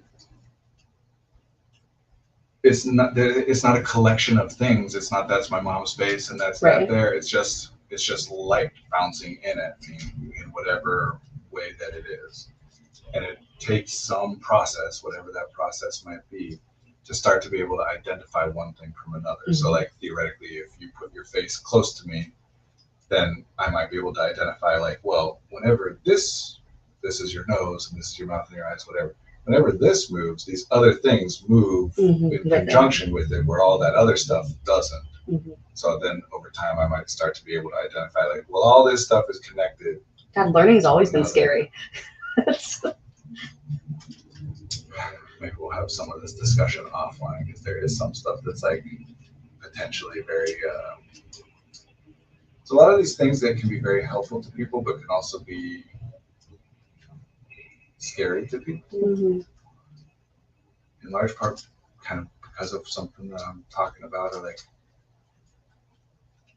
heading towards, hinting towards, which is how much of each of our experiences is actually built on just our understandings and beliefs and perceptions of things.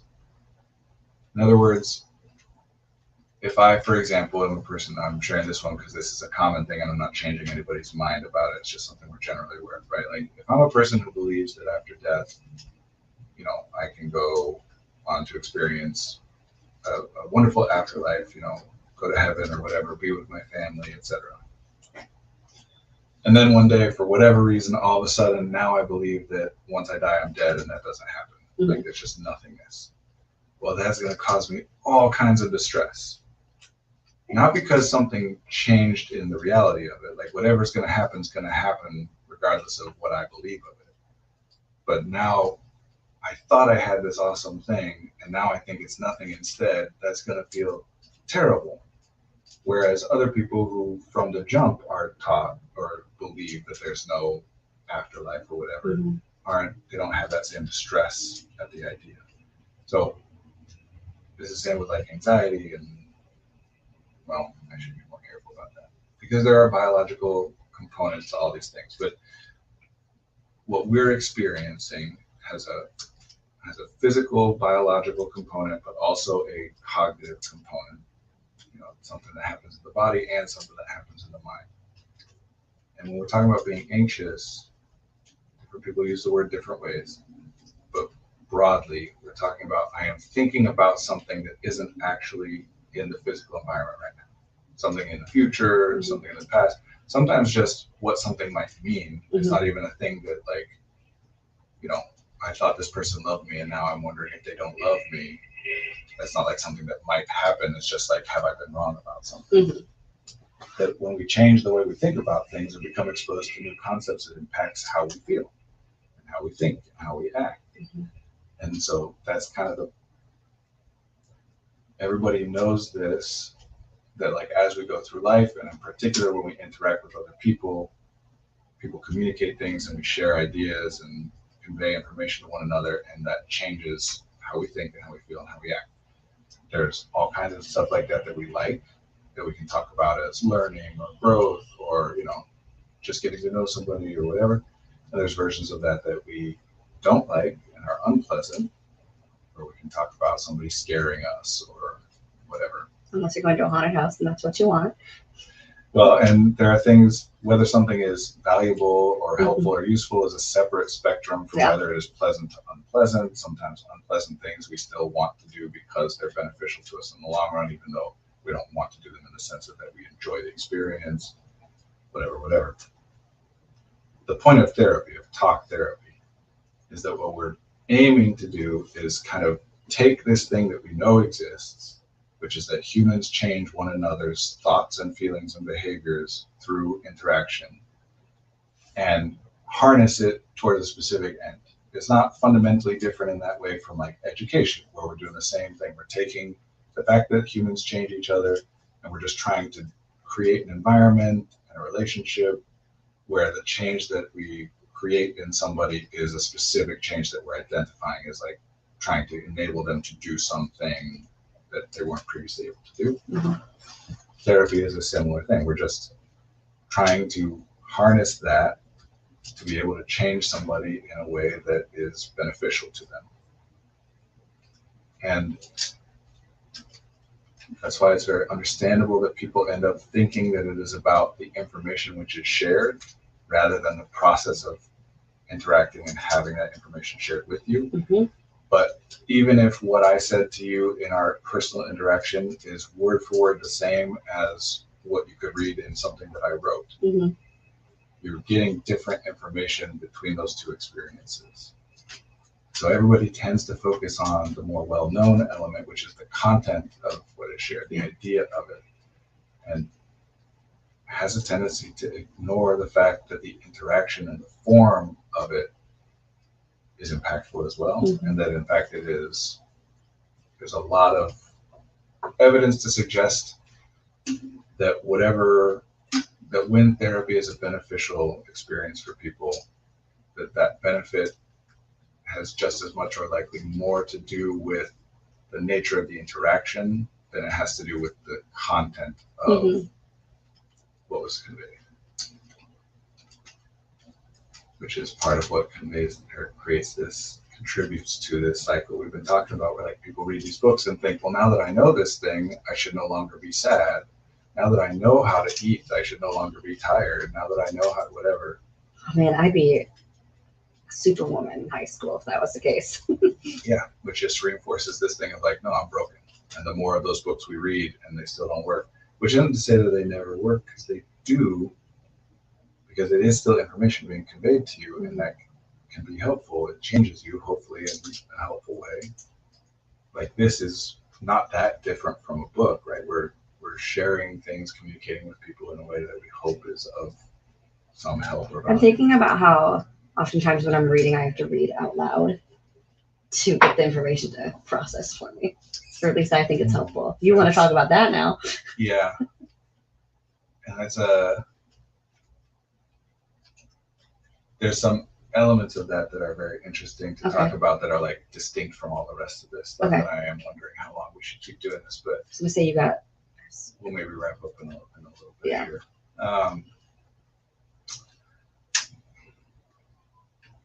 Process is one of those words that people use without really having a meaning attached to it. Understand, Um, slow down.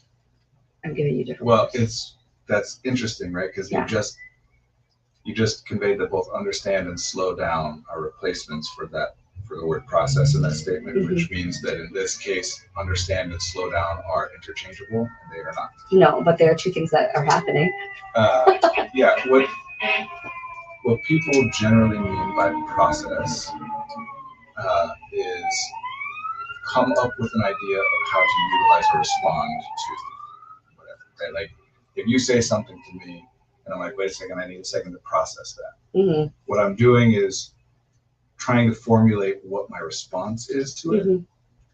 And once I have come up with like, oh, okay, this is what I'm going to say next, or this is how I'm going to respond, that's when I'll say, okay, I've processed it, Mm-hmm.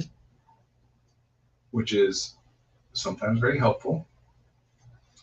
Spent a really long time very frustrated with how my experience seems so different from anything anyone was talking about. It helps to hear you talk about things from the perspective of every individual as a unique experience. What did I say, Brandon?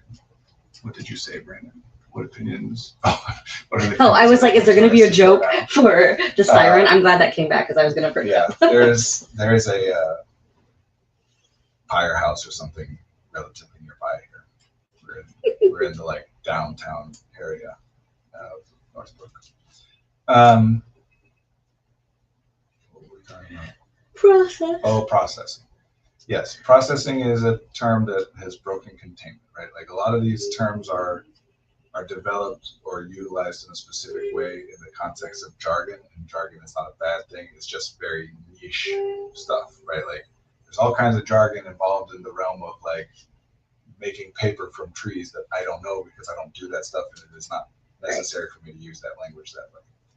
It just, jargon gets a bad rap because people will sometimes deliberately use it with people who don't know it as a way to indicate some kind of status imbalance or whatever. You know? So process, what we're talking about when we're talking about like cognitive processing or auditory processing, whatever, is a term that's very jargony and means some very specific and niche things for specific fields of study in medicine or whatever. And then when I say it broke containment, I'm using that in like the social media way, where like it got out to people that it was not intended for, which doesn't mean like, how dare you, you're not, you should. It just means that it's understandably being interpreted in ways it was not intended to be interpreted, because it wasn't created with the intention that it would be interpreted by people who are only getting it in this context. So what people generally mean when they talk about processing, they're almost always saying it as a way of saying, I am going to take more time than I think you think I should take in order to do something. I constantly think that. Right. Yeah. It's like, ooh, I'm going to take a little bit, come to rest the idea, all hands on deck, the idea has escaped containment. I just love that social media phrase of like someone's tweeting something and then it goes viral and they're starting to get all responses. It's like, yeah, I get how you all are seeing it that way. It wasn't meant for like, you know, it was meant to be interpreted through a particular context. Anyway, yes, when people are talking about processing, they're almost always talking about slow processing. Yeah. Very rare that anyone's like, oh, I'm very quick processing, unless they're just like trying to impress somebody. They're not usually referring to some actual experience of like, oh, I did something It's a great sound. fast, right? So we just mean like, I'm in a context where I believe that you think that I have just been exposed to some kind of information. I read something, or you said something, or whatever. And I believe that you think I should be able to use that to then do something. Mm-hmm.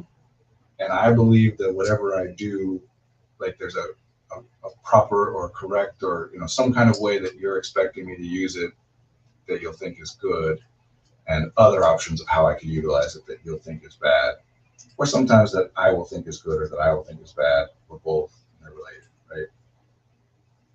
And I think that you think that I should do that in a certain amount of time, and I don't think I can do it within the time frame that I think you think I should. Mm-hmm. So now I'm worried and embarrassed because I'm worried that you'll think that I'm slow at something. Mm-hmm. And because of how our culture trains us, I have to now justify to you, hey, this is why I'm going to take a little bit longer than you might think to tell you I'm slow at processing. Because kind of generally how that phrase is broken containment is as it relates to intelligence, meaning that processing is different than intelligence. So effectively, most of the time what people are saying is like, I'm worried that I'm going to do something at a pace that you might think I'm stupid. And I want to be clear to you that I'm not stupid.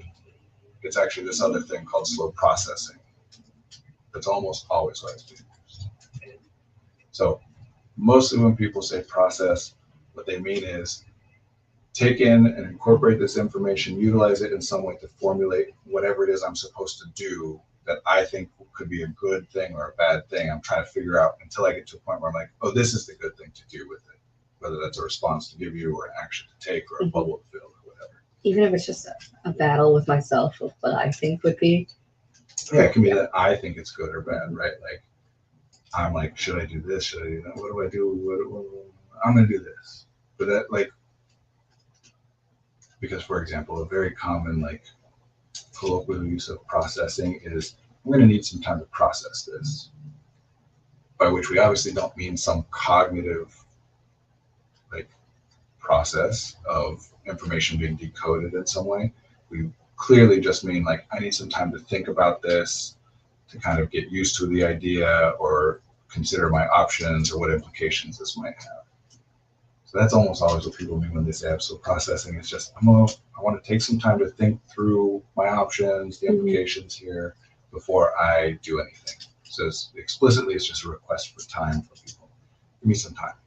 I need some time for this. Don't rush me. Which is fine. That's great. And it's a great thing that we have a way to communicate that. It's unfortunate that people feel a necessity to do that, but very reasonable. It is a thing in our culture that people will think less of you if you take longer to do something than they think it should take, and whatever. I mean, as we were talking about, this is mostly a euphemistic change, which means that, like, nobody's actually thinking of it any differently. Meaning the stigma that would have been attached to taking longer than you think I should is still attached. We might not be calling it stupid now, we might be calling it slow processing, but the ways in which you would have thought about or related to somebody that you thought was stupid are the same as the ways you're going to relate to somebody that you think has slow processing. Either way, you're going to be like, oh, okay, well, you're not dumb, but I'm still not going to, like, rely on you for important tasks where I, so it's great for some things and terrible for other things. Once again, though, if you ask anybody what it means, they'll struggle to give you an answer. And if you ask them, like, what does it mean, not in how you're using it, but like what is happening that you're referring to as processing, or why are you so, they'll say that there's something wrong with their brain, right? Like, my brain is wired in some different kind of way that makes it worse at incorporating certain types of information than the average person's brain, which is not functionally different than somebody saying, like, yeah, I'm kind of dumb. And they're both not great. They rely on the idea that there is some, as with a lot of these things, we really wrap up. Yes, 4 minutes. As with a lot of these things, the initial, like, exploration and intent and use for these things was for kids, where we're very concerned about, for understandable and valid reasons, we're very concerned about developmental trajectories of children. So a lot of this stuff is about like we're trying to identify things in people that might indicate something else could happen down the line in a way that like gives us this information early enough to do something to either change that trajectory or accommodate for whatever. And those are two very different things, and it's really important to understand that, but I don't have time for that. And then it just gets applied to adults. Mm-hmm. And it was never meant to be. And it's not that like the concept is more valid for children than adults. Sometimes with these category things, sometimes that's the case. A lot of times it's just about as valid in both cases.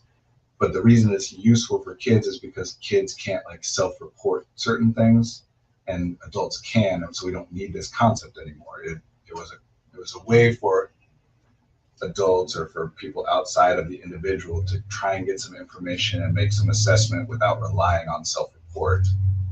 But by the time you're, at some point, we should just shift to like, no, your self-report is what matters, not these other things. Like attachment styles is one of these things, for example, that was always about and was always intended to be about children's relationship with their caregivers. And as part of that, yes, then people started to track like, well, when people have this relationship with their parent at this age, there's a correlation with these behaviors later on. And then it breaks containment and turns into like, these are the different kinds of attachment styles that people might have. And if you have this kind, this is what you experience. If you have this kind, this is what you experience, which is stuff like that. I know is useful for some people, but like I hear it and I just erase it because I don't want to think about it. I don't know. It's really helpful. Like if you think about it as like, think about someone's trying to learn to tie their shoe. Mm-hmm. Is there a correct way to teach them? No. Whatever results in the ability to tie the shoe is a good way. And different people, for reasons that are theoretically exist, but may or may not be observable, and certainly are too complex for us to be bothered to like try and identify and track them all, whatever reason, different approaches work differently for different people. You know what? I think I'm clocking right now is like, you're trying to get rid of those because you yourself are not understanding them fully. And so. Yeah, it's just, we just try different ways until something clicks. And so a lot of these like pop psychology concepts point fundamentally at the same experience, and they're just different language to try and get at that thing. Mm-hmm. And you can have been exposed to like all these 17 different ways of thinking about it, and nothing ever felt like, no, that's not me. I don't relate to that, whatever. And then there's this one, you're like, yes, I have an attachment style issue. That's what's going on with me. And it's like, yeah, that's awesome. That's so useful. For somebody else, the second one they were exposed to, they're like, oh, that explains it, and they don't need any of the rest. For somebody else, they got attachment style, they got exposed to that earlier on, and they're like, no, that doesn't apply to me, whatever. And then they get to something else, and they're like, oh, that's what's going on with me, or whatever, right? So it's just ultimately about utility. It's what we're trying to get. And that's one of those things that, I'll end on this. That's one of the things I keep kind of like touching on, the problem with therapy and psychology, the way it's generally thought of, is that it's like people are saying there's one correct way to teach a child how to tie their shoe. And whether or not you end up with a tied shoe isn't the point, right? Like, so you tied your shoe, but you did it wrong, right? It's like we're applying that to the way that people think and the way that people feel, where we can have situations where like, okay, well, what you ended up thinking and feeling and doing didn't cause you or anybody else any problems, but it's wrong. There's something fundamentally unsound about that might indicate some other problem, and so we still need to address it. Like there's a right way to think and feel. Like, and so all of these concepts are useful. I know we're talking about attachment styles, but literally like all the pop psychology stuff, all the not pop psychology stuff, all the different theoretical approaches, they're all useful because they're tools. They're not outcomes we're aiming at. They're tools that we're using to try and help get to a particular outcome.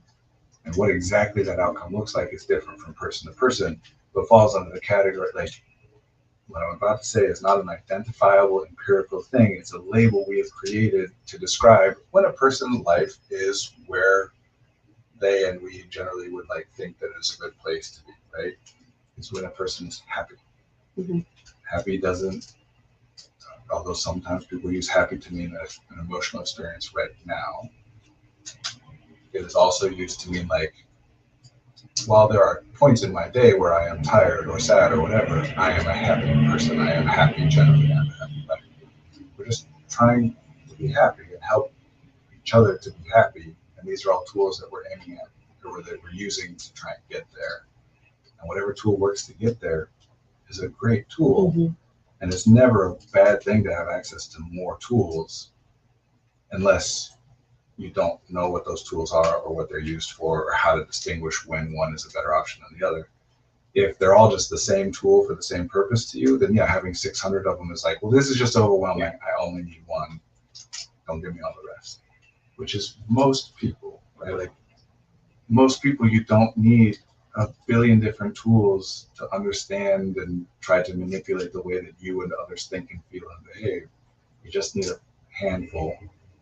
And then people are just dumping extra tools on your door, being like, this is also a good tool. This is also a good tool. And you're like, oh my God, I can't keep up with all of this. Like attachments, what is this now? Mhm. And sometimes elicits like complaints like, oh, everybody's got to have a thing these days. But it's like, if it's not useful to you, that's fine. It doesn't need to be. Most people can just buy a planner. I like that. I get the joke, but I will say a little bit of a bomb drop here. No, planners do not work for most people. I know that everybody thinks that to-do lists, breaking things down, that doesn't actually work for You know, it's most funny. I people. stopped buying a planner when I started here. Like, I don't use a plan. I use my calendar and I'll like do some documented to-do list. But then I realized my to-do list I never follow. So it's really different. I'll say this: what makes those things work for a person has a lot more to do with what you think they are and what you think they're supposed to do, and then how you utilize them, than it has to do with some fundamental internal characteristic of a person. So just to like put this out there, we have a crap ton of research on this. When people use to-do lists, the problem gets worse. And just like all research, this doesn't mean every single time a person uses a to-do list, the problem gets worse. This means on average, the average person using a to-do list makes things worse for you. You get less of that stuff Yeah, done. I made a list and I was like, well, this is an ideal to-do list, but this is not the things I have done today, like at all. Which is one of the ways that it can be useful to use if people are actually using it that way. I understand that's why we talk about it as a menu here, and we have different language things to try to use. Is writing things down to like remember what your options are, great. But if you're doing anything that Now mine's a comes down menu, to Brandon. like, writing things down that I'm supposed to do makes things worse, and we can talk about it another time in detail. But this is one of those things where like if everybody believes, if I believe that everyone else can just fly through the air by willing their bodies to levitate, then I'm going to be really upset about the fact that I can't. So some of these things are popular myths, beliefs about what most people's experience is that are just totally inaccurate and then cause us, like we're saying, what causes you the distress is the thought, the belief, the perception that you have. You can write down a random encounter table. Yeah. I hadn't thought about that language, but that's good language for it too. Encounter table. It's Dungeons and Dragons related. And talk about it offline because we got to get wrapped up. Oh, I understand now. I had to think about Your random encounters of chores and miscellaneous adulting. Yeah, that's kind of fun. I would just say allow yourself infinite rerolls. You know, like roll, do this one, yes or no, no, roll again. Because sometimes a lot of the problem with to-do lists is that people, in whatever way they settle on, like this is the one I'm supposed to do next, struggle to do it. Attack window dirt. Very specific window dirt. Honestly, this stuff, like, we can joke about it and it sounds silly, and I love these jokes, but I believe that you also are thinking about, like I am, fast and decided that this is also useful. If you reframe for somebody, you're not cleaning the windows, you're attacking the window dirt. Yeah. For some people in the right context, the right language, they're gonna be like, yeah, and all of a sudden it's anyway. Sounds like we got a new intervention. We gotta wrap up. It's good to be with you all. We might do some of these longer ones again in the future, especially while Olivia's doing them. We'll see. definitely we'll be back next week at 1 o'clock to 2 at the very least. Mhm. Good to be with you. Thank you. Thanks, guys.